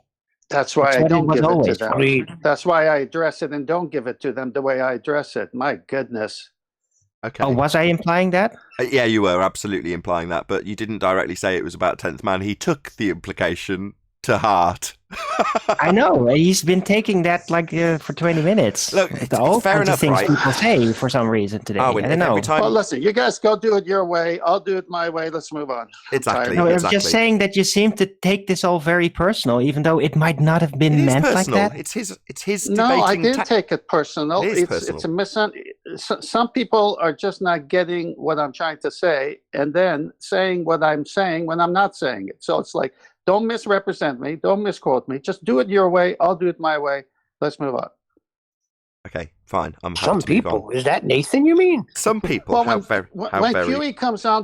QE came on yesterday, grumpy like normal, and F's me live on the show, what do you want me to do? Sit there? You think he's the master stag coming to his herd? You know, a bunch of stags here. We're all alphas. Give me a break. I quite like that. I beg to differ that. But... Yeah. I'll picture him that way. You're taking it way too personal, 10th. No, he's not gonna come in here, tell me to shut up, and tell me I can't do what I'm doing because he's. Yeah, he will. It's QE. He does that to me. He does that to me. You're taking it way he does too that personal. to everyone. Again, you're taking this very personal. No, I'm a stag. Yes, you are. No, I'm a stag too, and I just everyone. Arwen, I'm locking horns with another stag. That's not personal. I'm in a fight. Oh, that is personal. That is per definition personal. When stags lock horns, that is personal. Very, very much. It's very funny that you would use that as a self-defense. So self-defense is personal. I agree. Self-defense is personal. I agree. Yeah, we can all take it up our own ways. Everybody's got their own opinions. Everybody's got their own way of debating. No, you can't. You'll do it my way. Moving on. Yeah. Any evidence? Well, when something's debunked and you bring it back, it is personal. Oh, God. Thank you, Neil. God, I don't want hate to you, start Neil. this again. Yeah, we nearly moved past that then. Well, don't accuse me of something. Well, don't feel accused because we're not accusing. Don't tell him how to feel. Stop asserting that people are constantly talking about you. Maybe they're not anymore. Yeah, but we are. Oh. We are specifically talking about him. It is specifically personal. Why are you all telling him not to take it personally when we're personally attacking his personal style by name? What's wrong with you people? We are directly attacking 10th Man, right? And he's defending himself, which he's got an absolute right to do. He's done it really eloquently. It's a matter of perspective. Oh, boy. We're going to have to agree to disagree. Exactly. Chocolate isn't. Let's hear Chocolate's take on it. Everyone else should. You never attack anybody. Hold on. Let's hear Chocolate's take. Did Chocolate pipe up?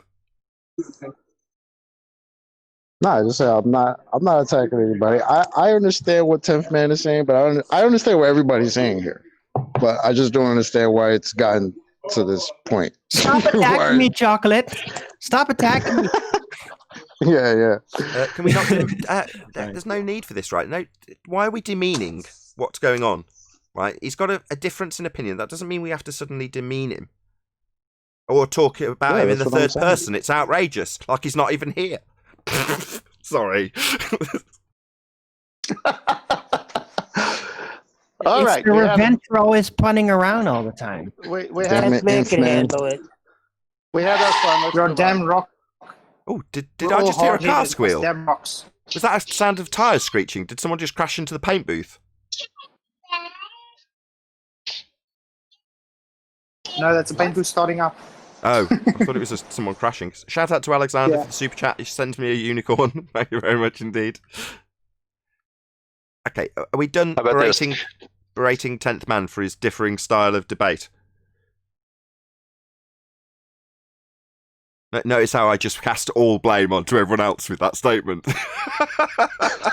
Yeah, it doesn't matter. He's going to be terrible anyway. Wait, but wait, can we I can't make an analogy? He's Can I an old make an coot analogy, set in though? his ways.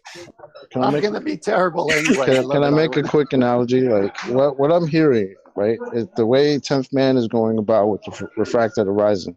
It kind of sounds to me almost as the same thing as when QE says, look, I'll give you guys all the Newtonian gravity you want, all the Einsteinian gravity you want, and you still won't be able to affect entropy. It almost sounds like the same thing. That's a different argument. Exactly. Come on, Neil. That's exactly what I'm doing, Chocolate. Thank you. I know. No. Like they Let's don't just, have it. They don't have it. I But was just gonna. it's let's like just- even if I gave you that, well, you still don't have it. Well, that's Exactly. what 10th man's doing. Hold Exactly. on. Hold But on. before Hold on. that- Hold on. Hold on. Yeah, Hold on. Different Chocolate saying. argument. Oh God. Hold on. Chocolate saying, if I give you all of the 7/6 that I just debunked. No, it's not like with gravity. It's got literally nothing to do with the argument when it comes to entropy. So you go, have it. It's got sod all to do with the argument. In this instance, I'll give you the R I've just debunked. So you can say I've got this much of it in my refraction to move the horizon. It's just been debunked because you've disclaimed you don't have a tangent point. So I'll give you back your R and your tangent point that you haven't got, so you can assert 7/6 of it, and then I'll debunk that. That's not comparable to giving something that's totally red herring, nothing to do with the argument. In my opinion, unless I do it the way I do it. And the way I do it is I bring up... Chocolate. That's what I think, Chocolate. You may differ in your opinion. No, all right, that's fine. I see the difference you're going at. In one instance, you're going as far as the debunked argument, and in the other instance, it's the argument that hasn't been proven. I think that's what you're trying to do. Is that what it is? Because gravity obviously hasn't been proven, so it doesn't need to be disproven. So therefore, giving it to them is like whatever. But with the other argument, as far as the radius and all that, that's been established already according to their narrative. So, but that's not proven. And debunked. Yeah, it's not proven either. So that's why I'm like, kind of the same thing. But I don't know. It is. Everyone has their own approach. I don't know. Yeah, no, it's all bullshit anyway, as far as I see it. So. But anyway, isn't it surely more embarrassing for them that you have to give them back something you've already debunked? Oh my gosh. Can we get it clear here? Well, that was a cover question to you. 7/6R terrestrial refraction and say you can't have it because you then got the R. And as Chocolate said very precisely there, but even if you want it, it still doesn't work. That's all I'm saying. I'm not giving them anything. My own side thinks I'm giving them a debunked argument again. That's nuts. It's not. But the guy who just asked you a question, can you repeat your question? Because it was a good question. It's directed at you, 10th man, because you're the only one who can answer it. Go ahead. Do you want to repeat your question? Is it Jim?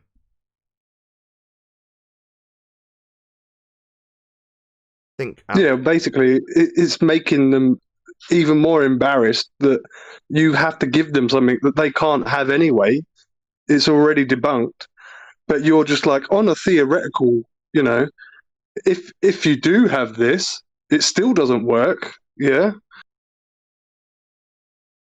Sorry, that wasn't very concise. But... No, I think you're close because I distinguish between the black swan and the radius, and you can't have if you don't have a geometric horizon, you can't have any of it. It's over right there, done, finished. I'm with everyone on that one for sure.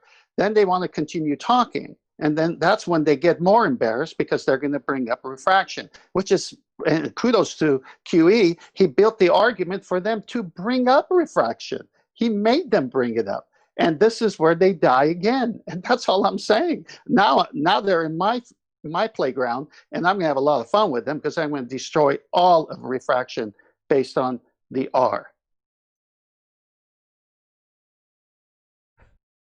Alrighty then. What R?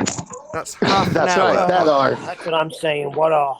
Half an hour on a nuance of one housekeeping question. Can I say something? Yes, go ahead, Paul.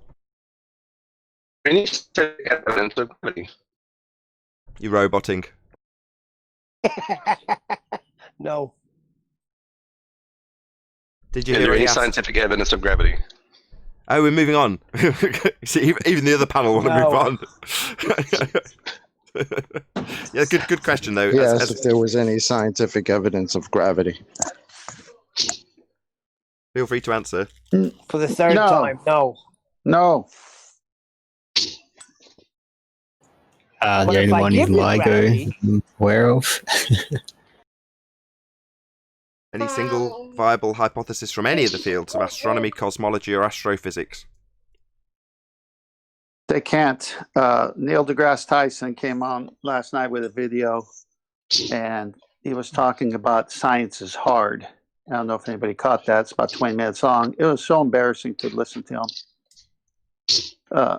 They don't do the scientific method in astrophysics, all this mathematical equations. Well, I mean, what are you manipulating? A concept? So science doesn't prove anything. Yeah, it does. It's all it does. Pseudoscience doesn't prove anything.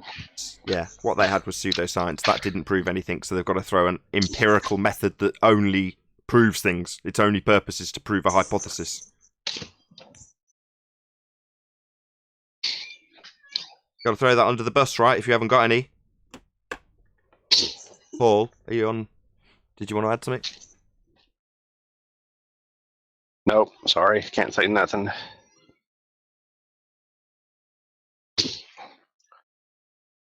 Is it you're causing background noise? I was trying to be subtle. Oh, I'm sorry. It's Here, okay. I'm trying to mute myself. Sorry. Any evidence of axial rotation of the Earth-based variety? No, because No, you'll sure. see a 15-degree hour. You'll see a 15-degree hour drift, and you don't get that anywhere.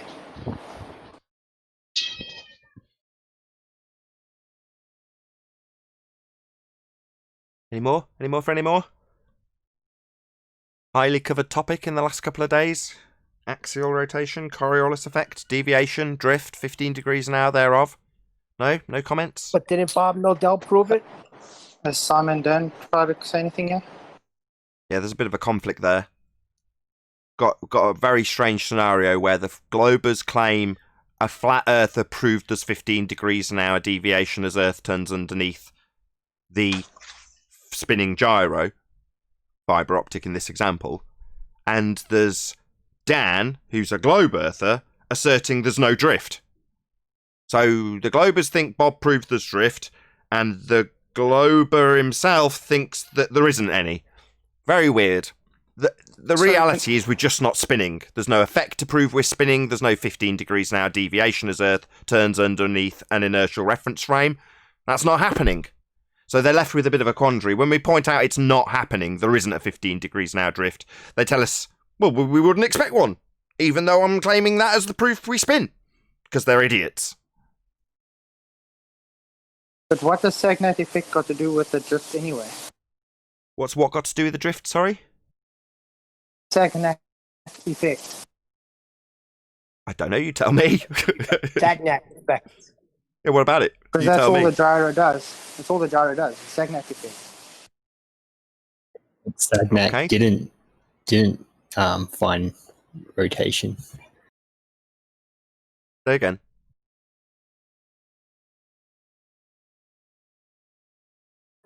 But I don't know, is there any actual video of this ring laser gyro?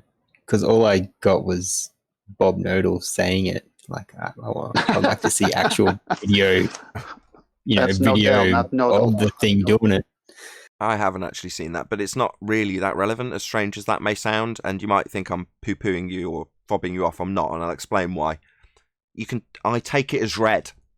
All right. Bob proved there is a spinning gyro, and gyros don't drift. Yeah, that's the point of a gyro. It spins, and if you've got like a bicycle wheel, so you get a bicycle wheel, take it off your bike, and you spin it on the end of your finger real fast. If you tilt your finger, it'll stay in the same axis. So that's what the gyro's doing. It's in a fixed inertial reference frame. It's just spinning away, not moving. Now, the assertion is that the cage moves around it because it's attached to Earth, and Earth is spinning underneath that fixed frame of that spinning gyro. And the deviation rate between the cage attached to a spinning Earth and the gyro not attached, spinning in its own reference frame, is 15 degrees an hour. That's what is claimed by the globers in respect to what Bob is asserted to have proven. Now, he's not asserting that in the slightest, but that's what they say he's proven. They say Bob proved that the Earth turns underneath that spinning gyro that's not drifting. It's not actual drift. Gyros don't drift. They spin and stay in the same general position. But the cage around it is spun because Earth turned underneath it at 15 degrees an hour. That's what they're saying Bob proved. Okay, I'll accept that. Let's take that as read. So Earth spins underneath. Got any better examples? Yeah, I have. Neil deGrasse Tyson. He says that the ball leaves the ground and Earth spins underneath it. It's the same effect. It is called Coriolis effect. And how'd you get Coriolis effect? Well, Coriolis effect is achieved if you're spinning underneath stuff. So the prerequisite condition to have Coriolis is you observing stuff from a platform that's spinning. And they assert we're on a platform that's spinning. Now, anything that we observe seem to drift is only seeming to drift because Earth's turning underneath it. And we're seeing the effect because we're turning with the Earth that turns underneath it. So like the gyro, the cage is turning with a turning Earth at 15 degrees an hour underneath balls and underneath bullets, and you see a not actual drift. In other words, the ball that Neil deGrasse Tyson describes making the field goal isn't actually drifting. You're turning underneath it. Not actual drift, Coriolis effect. Well, if you're turning at 15 degrees an hour, as they claim Bob is supposed to have proven, he hasn't, but let's take it as read. So Earth turns underneath at 15 degrees an hour. We have 15 degrees an hour drift. Well, if Earth turns underneath a plane, for me to look at it and go, oh, it looks like it's curving, because I'm turning underneath it to have Coriolis effect, not actual drift. Well, that not actual drift I observe is only being observed because I'm turning underneath the plane. That means Earth's turning underneath aeroplanes. And that would shorten the flight time if you were travelling west. Now, that does not happen. Likewise, you'd push the up stick on a drone on the equator and then let go, so it hovers. But because Earth's claimed to turn underneath at 15 degrees an hour, it would appear that your hovering drone moves away from you at 1,000 miles an hour. Now, you're not powering it away with motors at 1,000 miles an hour. You can't do that. A drone can't speed away at 1,000 miles an hour. And you're not pressing anything on the control surfaces because you've let go of the sticks. So it's hovering. But the claim is that it would disappear from your view at 1,000 miles an hour because you're turning underneath it. 15 degrees an hour translatable to 1,000 miles an hour at the equator. That's Coriolis effect. Like you on a roundabout, looking at something not attached, seeming to come towards you because you're spinning underneath it. A lamppost that you're underneath seems to come towards you and then go away. That's Coriolis effect. They claim the same effect is had on Earth, and things that aren't attached drift at 15 degrees. Well, that would shorten flight times, and you'd have drones drifting away at 1,000 miles an hour. Hot air balloons would be landing in different countries when they've gone up on a nice, clear day.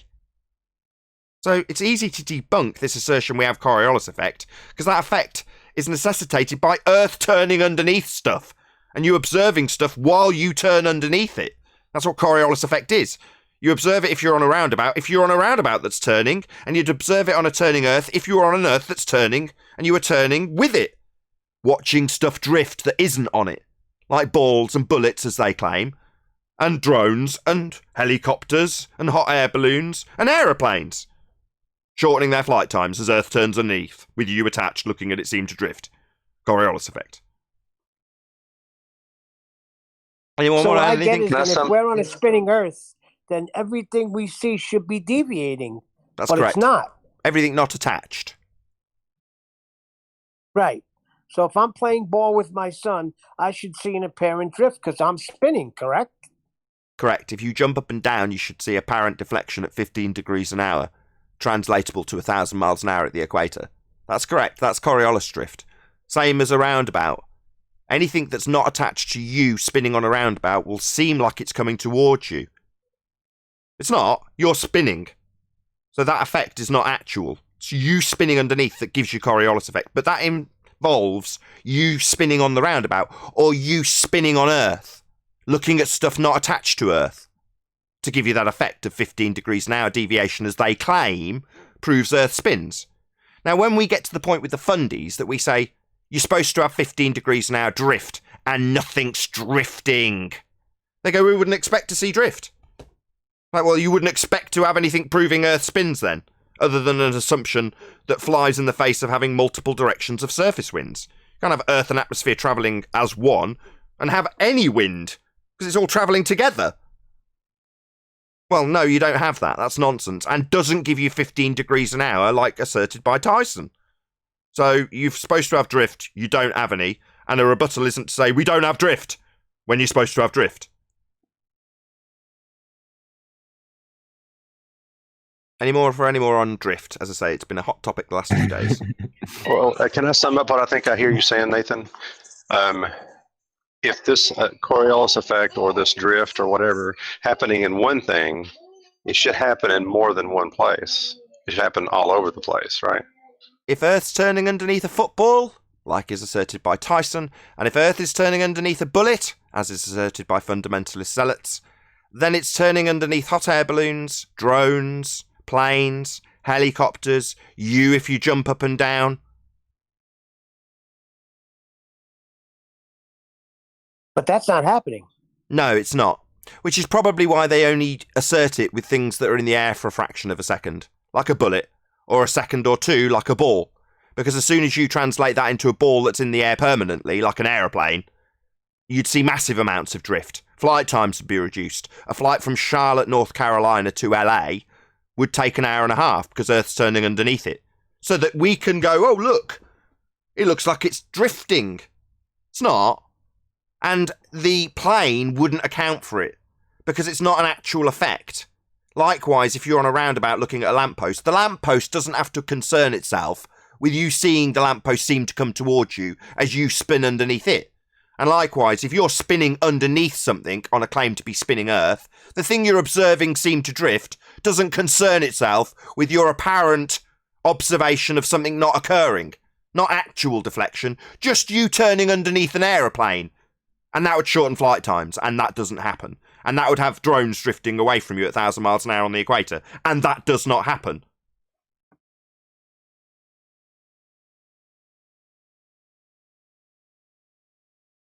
The concise summary of the argument is Coriolis effect, which is their assertion with 15 degrees an hour, involves you turning underneath stuff, observing it drifting. Coriolis is only ever you on a turning platform. Now they claim you are on a turning Earth, and the drift you see is stuff that isn't turning with you. That's the only way you get drift.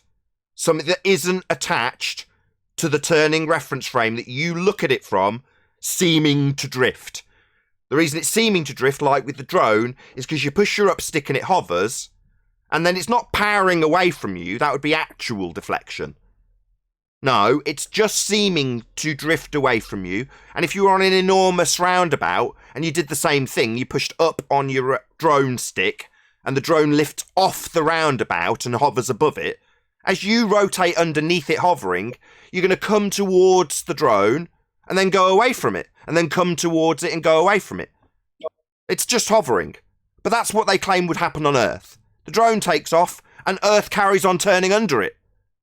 That doesn't happen. Simple.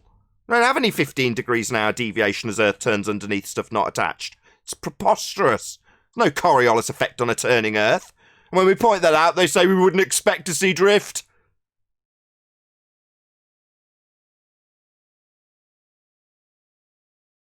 Any evidence of the distance to the sun?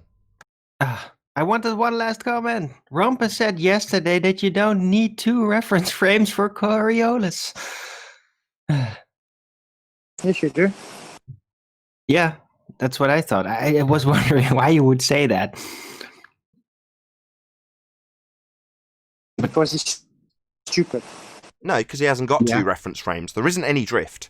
So the justification for why there isn't 15 degrees an hour is we've only got 1 reference frame. We wouldn't expect to see this claimed 15 degrees an hour deviation to prove we're spinning. We wouldn't expect to see that proof of Earth spin. That's their rebuttal. Oh, he's trying to figure out how they can make the Earth spin without spinning. And they do it by Coriolis, basically saying that it can still spin without it spinning. Effectively. Is that like saying abracadabra, and it just makes everything work? Yeah. Coriolis. Figure out what the problem is. I'll peanut butter jelly. Figure out what the problem is. A lot of peanut butter sandwiches. They think inertial frame means force. That's their problem. Their problem is doublespeak. We do. We don't, we don't. Why would they think one frame is a problem? Apparently, our reference frames have been ruined. They're not ours. Yeah, they're not ours. We don't make no claims with reference frames. So when Simon Dan says, you and your reference frames are destroyed, he's talking to you, Globers. The ones that think Bob proved 15 degrees an hour drift. The 2 reference frames you use for this Coriolis assertion of Earth turning underneath, stuff not attached. That's Coriolis drift. Well, Dan says those reference frames used in that example of drift at 15 degrees an hour, they're ruined. You and your reference frames are ruined, globe heads. That's Simon Dan's comment. I'll just repeat it verbatim. You and your reference frames are ruined. End quote, Simon Dan. And whose reference frames? Well, there's only one person here asserting reference frames, and that's someone with a globe claim. So, anyone with a globe claim? You and your reference frames are ruined, says Simon Dan. No drift. Thanks, Dan. No drift. You don't understand what he was trying to say. On Coriolis, there are actually a bunch of videos on YouTube with guys testing out rifles and stuff. And some of them actually shooting 50 caliber bullets directly up in the air, and then they run around and hide under the car. They wait about, 30 to 40, maybe a couple of minutes, 30, 40 seconds, maybe a minute. I don't remember how long they waited for the bullet to land down. But bullet lands right next to them after flying into the air for, I think it was more than a minute. So right then and there, you can pose a question to the likes of Neil deGrasse Tyson. Where is Coriolis now? Biatch. Well, the Earth rotation on their model, which isn't true, is 460 meters per second, or translated into feet, over 1,550 feet. So 1,550 feet, it should be away in 1 second's time. It's absolutely ridiculous. I mean, I remember one of those physicists that, I don't remember what's his name, the mental dude, elderly. You guys talked about him a few months ago. Hillbilly Blue Balls. He was talking. He was asked about artillery fire, and he proceeded to calculate how the artillery has to lead their target like 20 miles or 40 miles, and then he stopped himself to realizing that, oh hell, I don't think that's actually possible, and then he proceeded to deny it anyways. That was hilarious. As I say, if they want to assert that Earth turns underneath munitions, then I'm more than happy to say, okay, I'll take your assertion as read. Earth turns underneath a bullet. The sniper's got to account for the fact that when it leaves Earth, the Earth continues to turn underneath the bullet. Well, if Earth turns underneath a bullet after it's left the gun for us to observe it seeming to drift, because we're looking at it while still turning, then I'd look at a plane and it would seem to drift as I'm still turning after it leaves Earth. Well, that doesn't happen. So if you're going to account for it in a bullet, you'd have to account for it in a plane, because I'm looking up at that plane, watching it seem to drift. Well, that means Earth's turning underneath it, for me to observe it seem to drift, like you're observing this bullet seem to drift. Well, we don't. We don't observe that effect. Useful that your example's only in the air for a couple of seconds, and is annihilated by something in the air for hours at a time. Because that would shorten flight times. Charlotte, North Carolina to LA would be an hour and a half instead of 4 hours.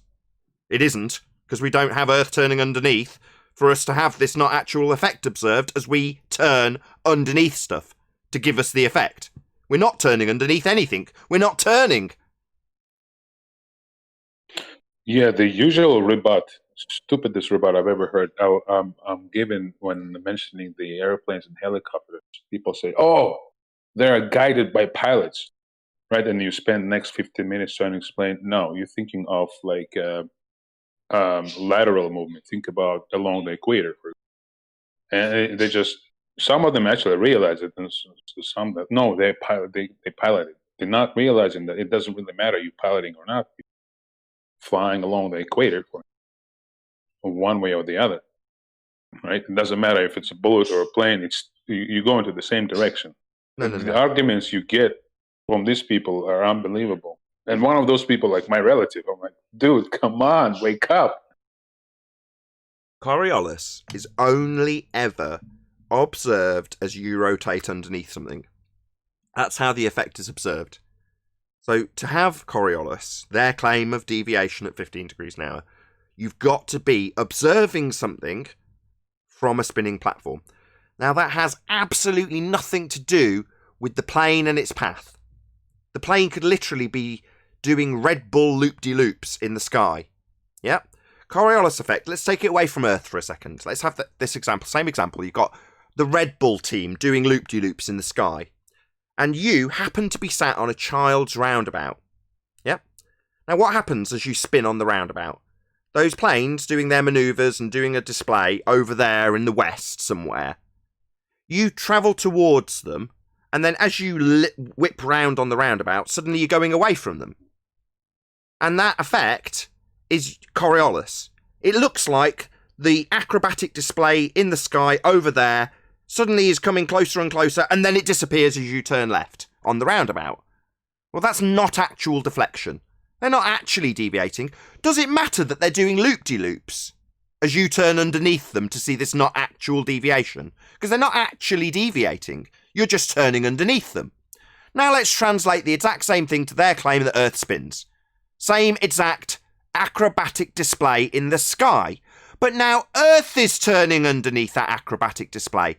It doesn't matter what the display's doing, because what I'm now going to be observing, according to their claim, is me attached to a spinning Earth, getting closer and closer and closer to the display. Well, that means Earth's turning underneath the display. Who cares? They're not going to get a walkie-talkie command from someone saying, by the way, someone on the ground watching you is looking at you and it seems like you're drifting. They're going to go, oh, it doesn't make any difference to us. We're just doing our loop-de-loops. Doesn't matter what they observe, not actually happening. Coriolises are not actual drift. So when people say, well, the plane would account for that. Account for what? Not actual deflection. You seeing it seem to drift as you turn underneath it. No, you don't have to account for that. It's a not actual deflection. It's just you turning underneath something according to your claim. Now, when we point that out, that Coriolis involves Earth turning underneath stuff and you observing it as you're attached, turning underneath it, they say, we wouldn't expect to see the deflection as we turn underneath at 15 degrees an hour. And you go, well, what on earth have you got to prove we're spinning then? Because 15 degrees an hour is your claim that's supposed to prove we spin. This deflection. Oh, we don't have that. We wouldn't expect it. We wouldn't expect 15 degrees an hour to prove we're spinning because we've got 2 reference frames. We've only got 1. Well, you've got no proof of Earth spin then. None. That's where we go with this conversation, and it's now come to a head. It's now been boiled down to 2 poisons. Poison number 1. We've got Coriolis deviation. Earth turns underneath snipers, bullets, and footballs. Oh, really? Well, it would also turn under drones, helicopters, and aeroplanes. reducing flight times and watching your drone seem to drift away from you 1,000 miles an hour on the equator. That doesn't happen. So no, we don't have 15 degrees an hour as Earth turns underneath, giving us Coriolis deflection. Apparent deviation from the ground as we turn underneath stuff. That does not happen. So death by lack of drift. Or tell us outright, we don't have drift, like Simon Dan did, and see how that works out. No drift, you say? No 15 degrees an hour deviation to prove Earth spins? Welcome to Flat Earth. So pick your poison, fundies. Just tell us there's no drift, so we can agree with you, and then laugh when you beg the question of it spinning together, with no demonstrable proof of that assertion, just a begging the question fallacy. Yeah, we'll all laugh at that poison that you've strung, with no deflection, and point out you're supposed to have drift. Or tell us you've got drift, and we'll point out that that would shorten flight times as the Earth turns underneath, with us observing stuff seem to drift. Because we don't. Maybe Coriolis the seeming is selective. You know, like some people have selective hearing. Yeah, some people just ignore it. Go on, Rebel. Yeah, the seeming contradictions arise every time you corner them. They're moving the goalpost. For the example that you brought up, example of Coriolis. As soon as you debunk Coriolis, with their concession, they will tell you that we don't expect to see the Coriolis, to say everything moves, there's only one reference, right? They back down, they're moving the goalpost. Just recently, Eric Dubay's video came out talking about this NASA employee, I think Cheryl, the spokesperson. Sweet, nice lady who I'm sure has no idea what she's talking about, just parroting the nonsense that every other global parrots, attempts to debunk the flat Earth, bringing up the example of Aristophanes. You know, measuring the sticks and shadows and the well and the sun and Syene and Alexandria, where her own priest, DeGrace Tyson, debunked that very notion on TV with his own mouth. Yet she's parroting. I mean, you see what I'm saying? As soon as you corner the DeGrace Tyson, he will back down and move the goalpost. You corner the Cheryl, they will deny that they ever made the claim, and they say, well, it doesn't prove it, but we have tons of other proofs, thousands. You don't expect to see Coriolis, but there's thousands others. Proofs. Yeah, they're changing it. They used to say that you do expect to see Coriolis. Snipers have to account for the Coriolis. Indeed, you cut off, mate, but yes. They're changing their story. Yeah, and now they're saying, like they used to say, snipers have to account for the... Well, then that would mean aeroplane flights, destinations would constantly be changing. So they'd constantly be having to redirect their location. Their destination is always moving. Most of the time, the but that doesn't Coriolis, so, for most people, was as fucked up as mine was when I first heard the term Coriolis. It was always attributed to hurricanes revolving in different directions in the different hemispheres before I realized what the whole thing was about in terms of flat Earth. That's my degree of exposure to the term Coriolis was. Because that's I never stopped to think about roundabout. What Coriolis actually is, right? And when you realize what Coriolis effect actually is, it has nothing to do with rotation of the hurricanes. No. Because rotations of the hurricanes is actually a physical phenomenon. They rotate. What Coriolis is an apparent deflection, right? Things don't actually do what you think they're doing. It's you moving. It's relative motion. Exactly. You think the hurricanes are moving? No, dummy, it's you.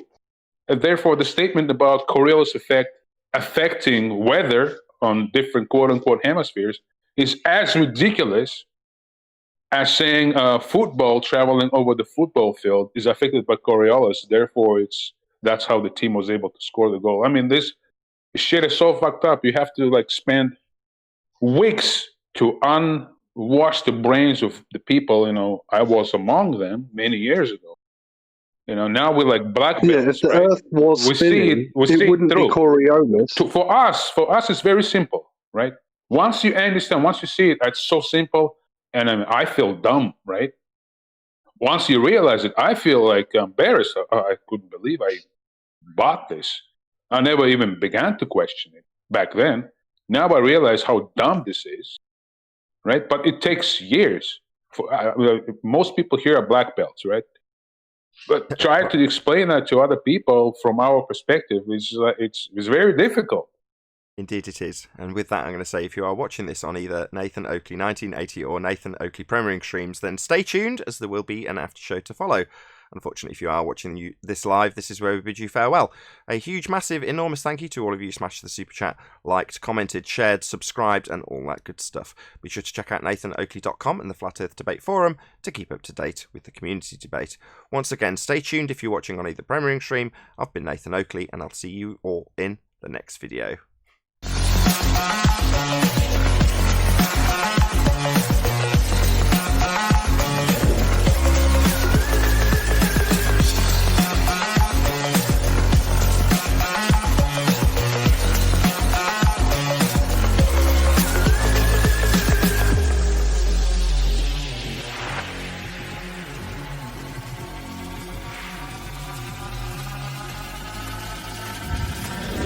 Oh, what a day!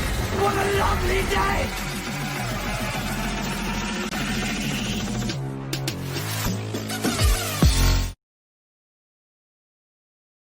Jump in here. Yeah, shameless plug.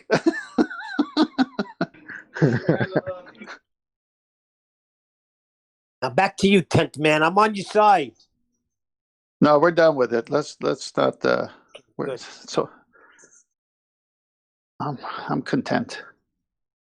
Jolly good. I just break your chops every now and then.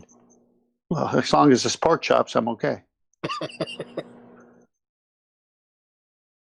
Good show. Yeah, very good.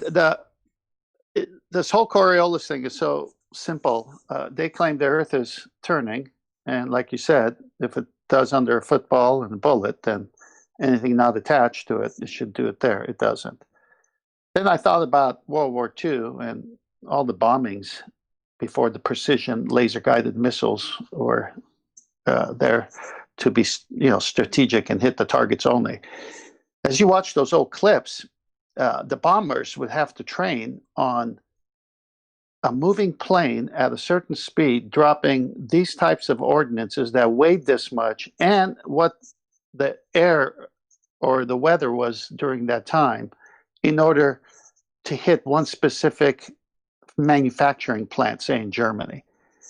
And they would drop thousands of bombs, and their ratios were so small, the collateral damage was so big, but they had to do it just to get that one munitions plant. So when you say, well, what was happening there actually? Well, you're a moving plane dropping something. Now think about that, and what that gives you is, visions in your mind. If we were a moving Earth, right, everything that leaves it should be drifting, but it doesn't. Yeah, I don't like using anything that's got any kind of propaganda attached to it. And this definitely has. Same goes for the Sea Sparrow. Well, it's just that attention. Actually, that's a very good point you bring up. That's a very good point, because most of the raids were done at night, and they had no navigational systems, as you correctly pointed out. So they would fly at night for hours, and judging only by the time, they would estimate that they over the target, because they've calculated the fuel, the speed, the windage, right? And they would drop the ordnance. If Earth spinned underneath,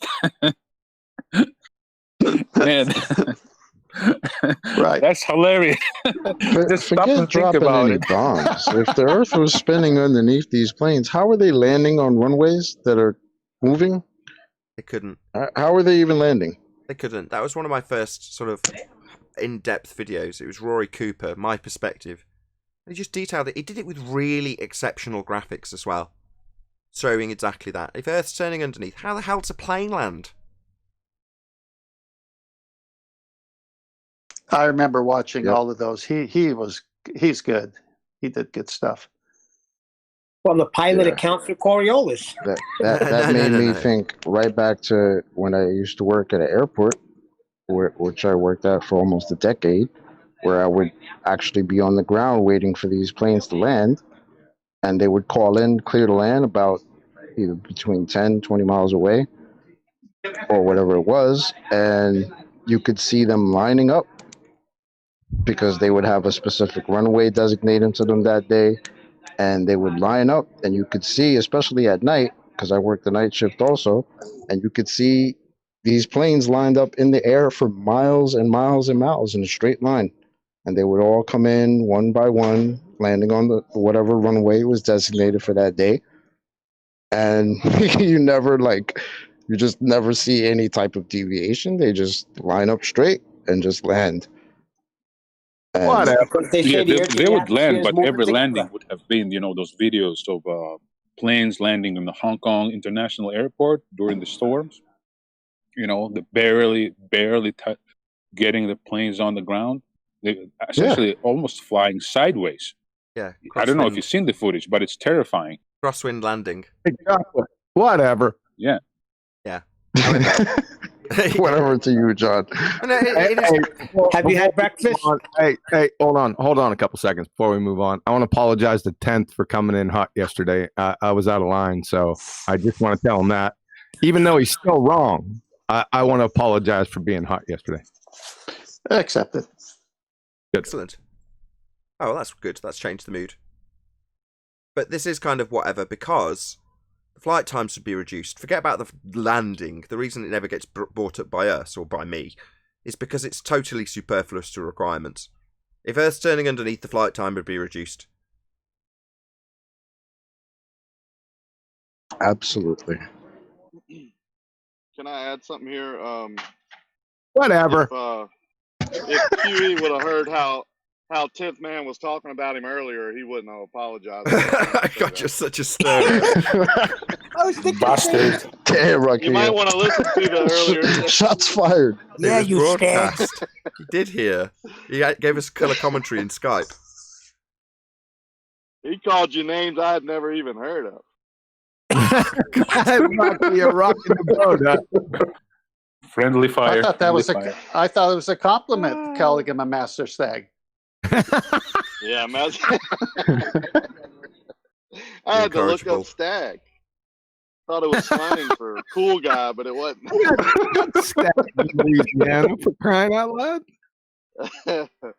No, but you got people like Blue Marble, who claims to be a pilot, which he might be. A couple others in that group, that say they're not only pilots, but they're adjusting for Coriolis as they fly, and they're telling people what instruments they're using to do this, and that's just that's just so far from the truth. It's deceptive, right? There is no instrument, there is no correction. The only thing they're correcting for is wind drift, and on any type of fluid like a waterway or something like that, you would adjust for wind drift and for tide and currents. So that's the 2 or 3 separate drifts on a liquid you would adjust for. But no object spinning underneath an airplane you're not correcting for that ever. Well, that's the comedy assertion, isn't it? Ground control to flight 474. There is a child on a roundabout watching you seem to drift. Please correct your trajectory immediately. I jokingly, seriously, we flew into Gulf Shores after the hurricane the other day, and we jokingly, me and my brother, jokingly called into the tower because we know them personally. It's a small, kind of a semi-private airport. They know us, we know them. It's not a metropolitan airport, and we were like, "Yes, sir. How much Coriolis can we expect to experience on a eastbound trajectory here into runway 29er?" What type of troll you level should have boss. heard you should have heard the dead silence, right? And these are definitely immediate responses. If you ask them about wind or whatever, it's immediate response. Yeah, Tiger 1315. I won't give my I won't give my number away, but they'll come back with an immediate response to you on every question you have until you ask them about Coriolis, right? So I can't believe they're saying it on recorded shows that they actually Blue Marble goes as far to say as he was a flight instructor at one time and would teach his students on this. And I asked him what day, what day of the class would you teach about Coriolis? And he said the second day. I don't know if he was just BSing or not. I know he's BSing because he doesn't teach it, right? There is no teaching it. There is no class. How do you There's teach no Coriolis? Yeah, that's a good question, Neil. I was gonna leave it because I couldn't work it into a joke. But when you're asking ground control, how much Coriolis effect? Well, the ground control could observe the plane that you're flying in seem to drift from the ground as they rotate underneath. That's where the observation would originate. The ground crew attached to the spinning reference frame. So in actuality, the answer to your question is how much should you account for? Well, none. The only thing you'd have to worry about is Earth turning underneath you, because you can't experience Coriolis from the projectile. You're not on a turning reference frame observing something not attached. So how much should you account for? None. None in terms of Coriolis deviation and not actual drift. But how much is Earth turning underneath me? That would be a more accurate question. But that kind of ruins your joke and the comedic effect. But Neil's right. How much? What's your Coriolis gauge going to account for? The not actual drift someone's observing from the ground? It's a ludicrous notion to say you can account for Coriolis in a plane. The only thing you'd have to account for is the thing that causes Coriolis, and that's Earth turning under the plane. You can't account for a visual effect.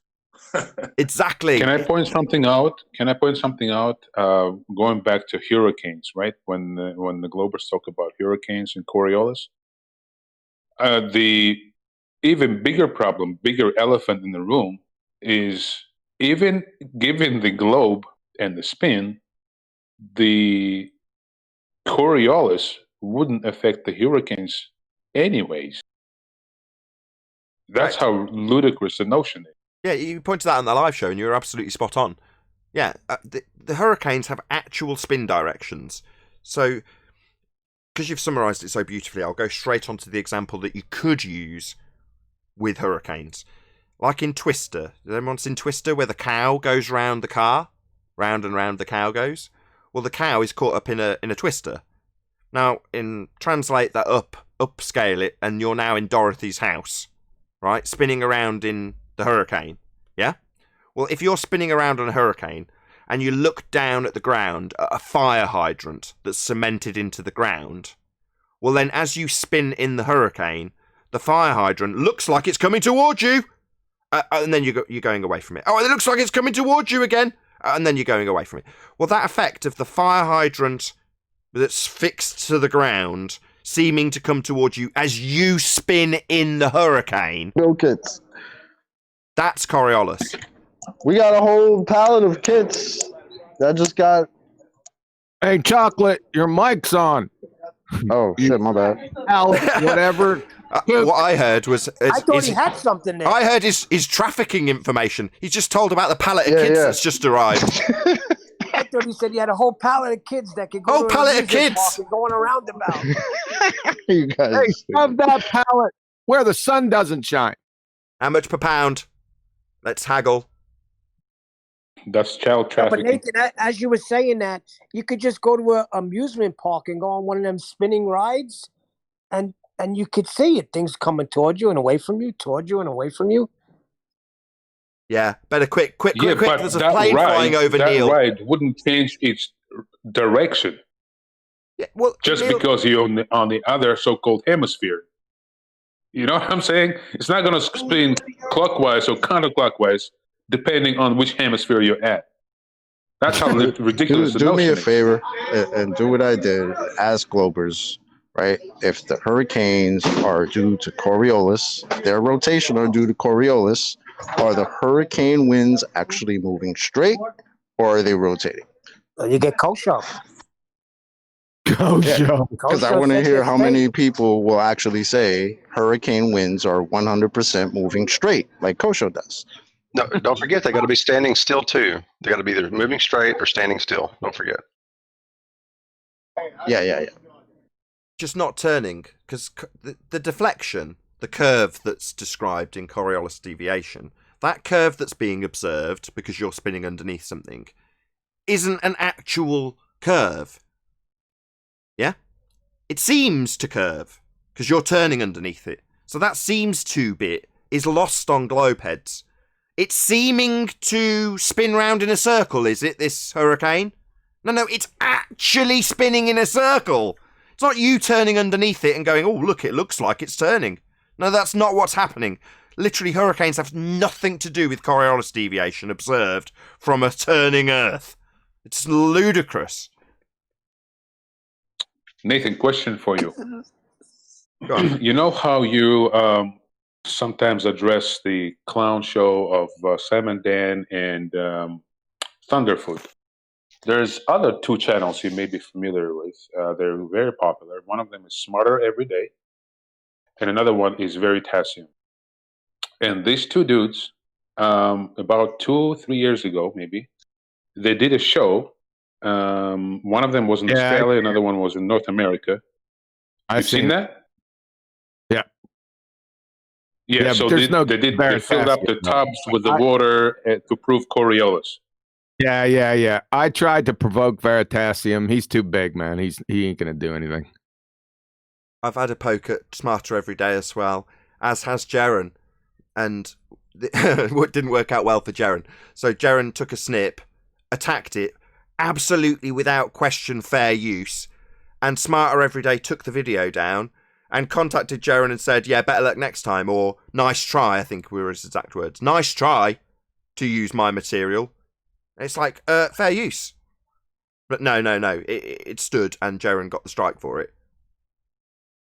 So Smarter Every Day, total scum. Yeah. Typical ball-tard. Wow. Like McMoron. He's the next one.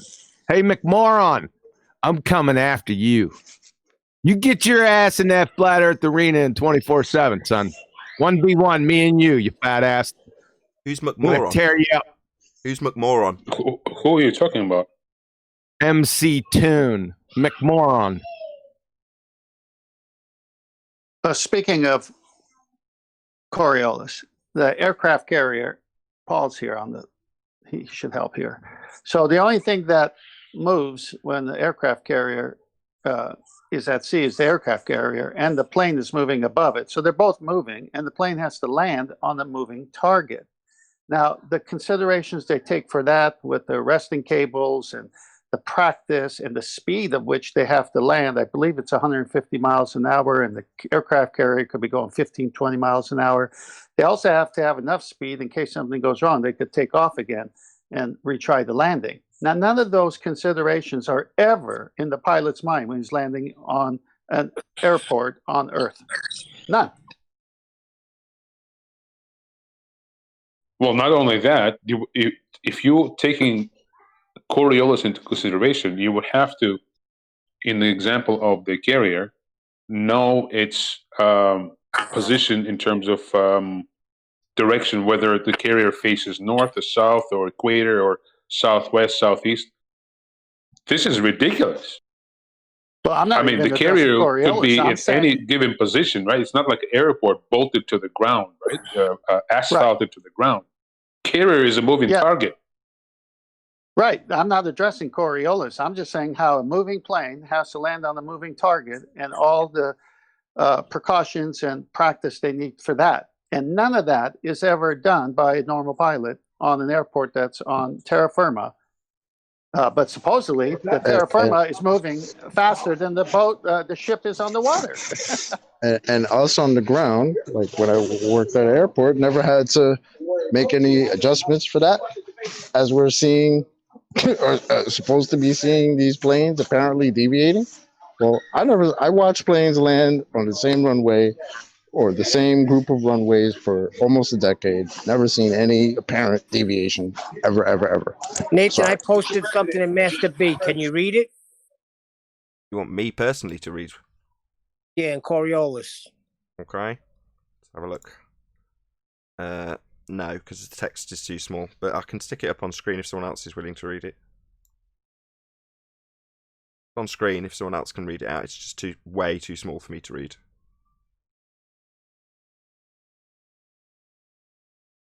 Anybody willing to read out? Yeah, I can read it. Coriolis effect on an elliptical illusion. The difference between the derivations of the Coriolis effect on the rotating turntable and on the rotating Earth is discussed. The Coriolis effect isn't a force so much as an optical illusion brought about because we forget that we, too, are spinning with the ground beneath our feet.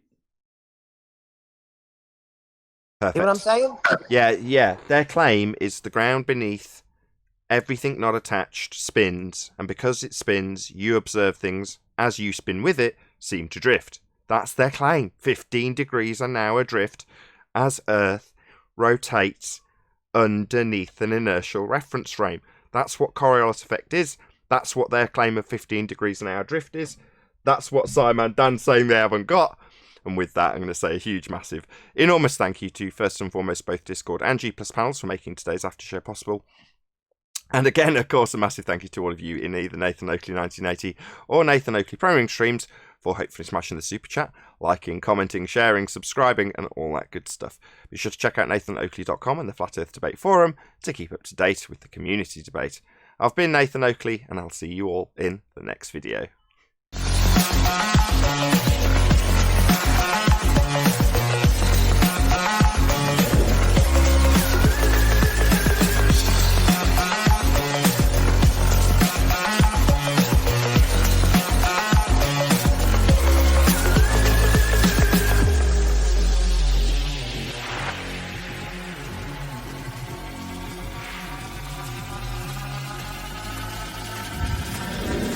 What a day!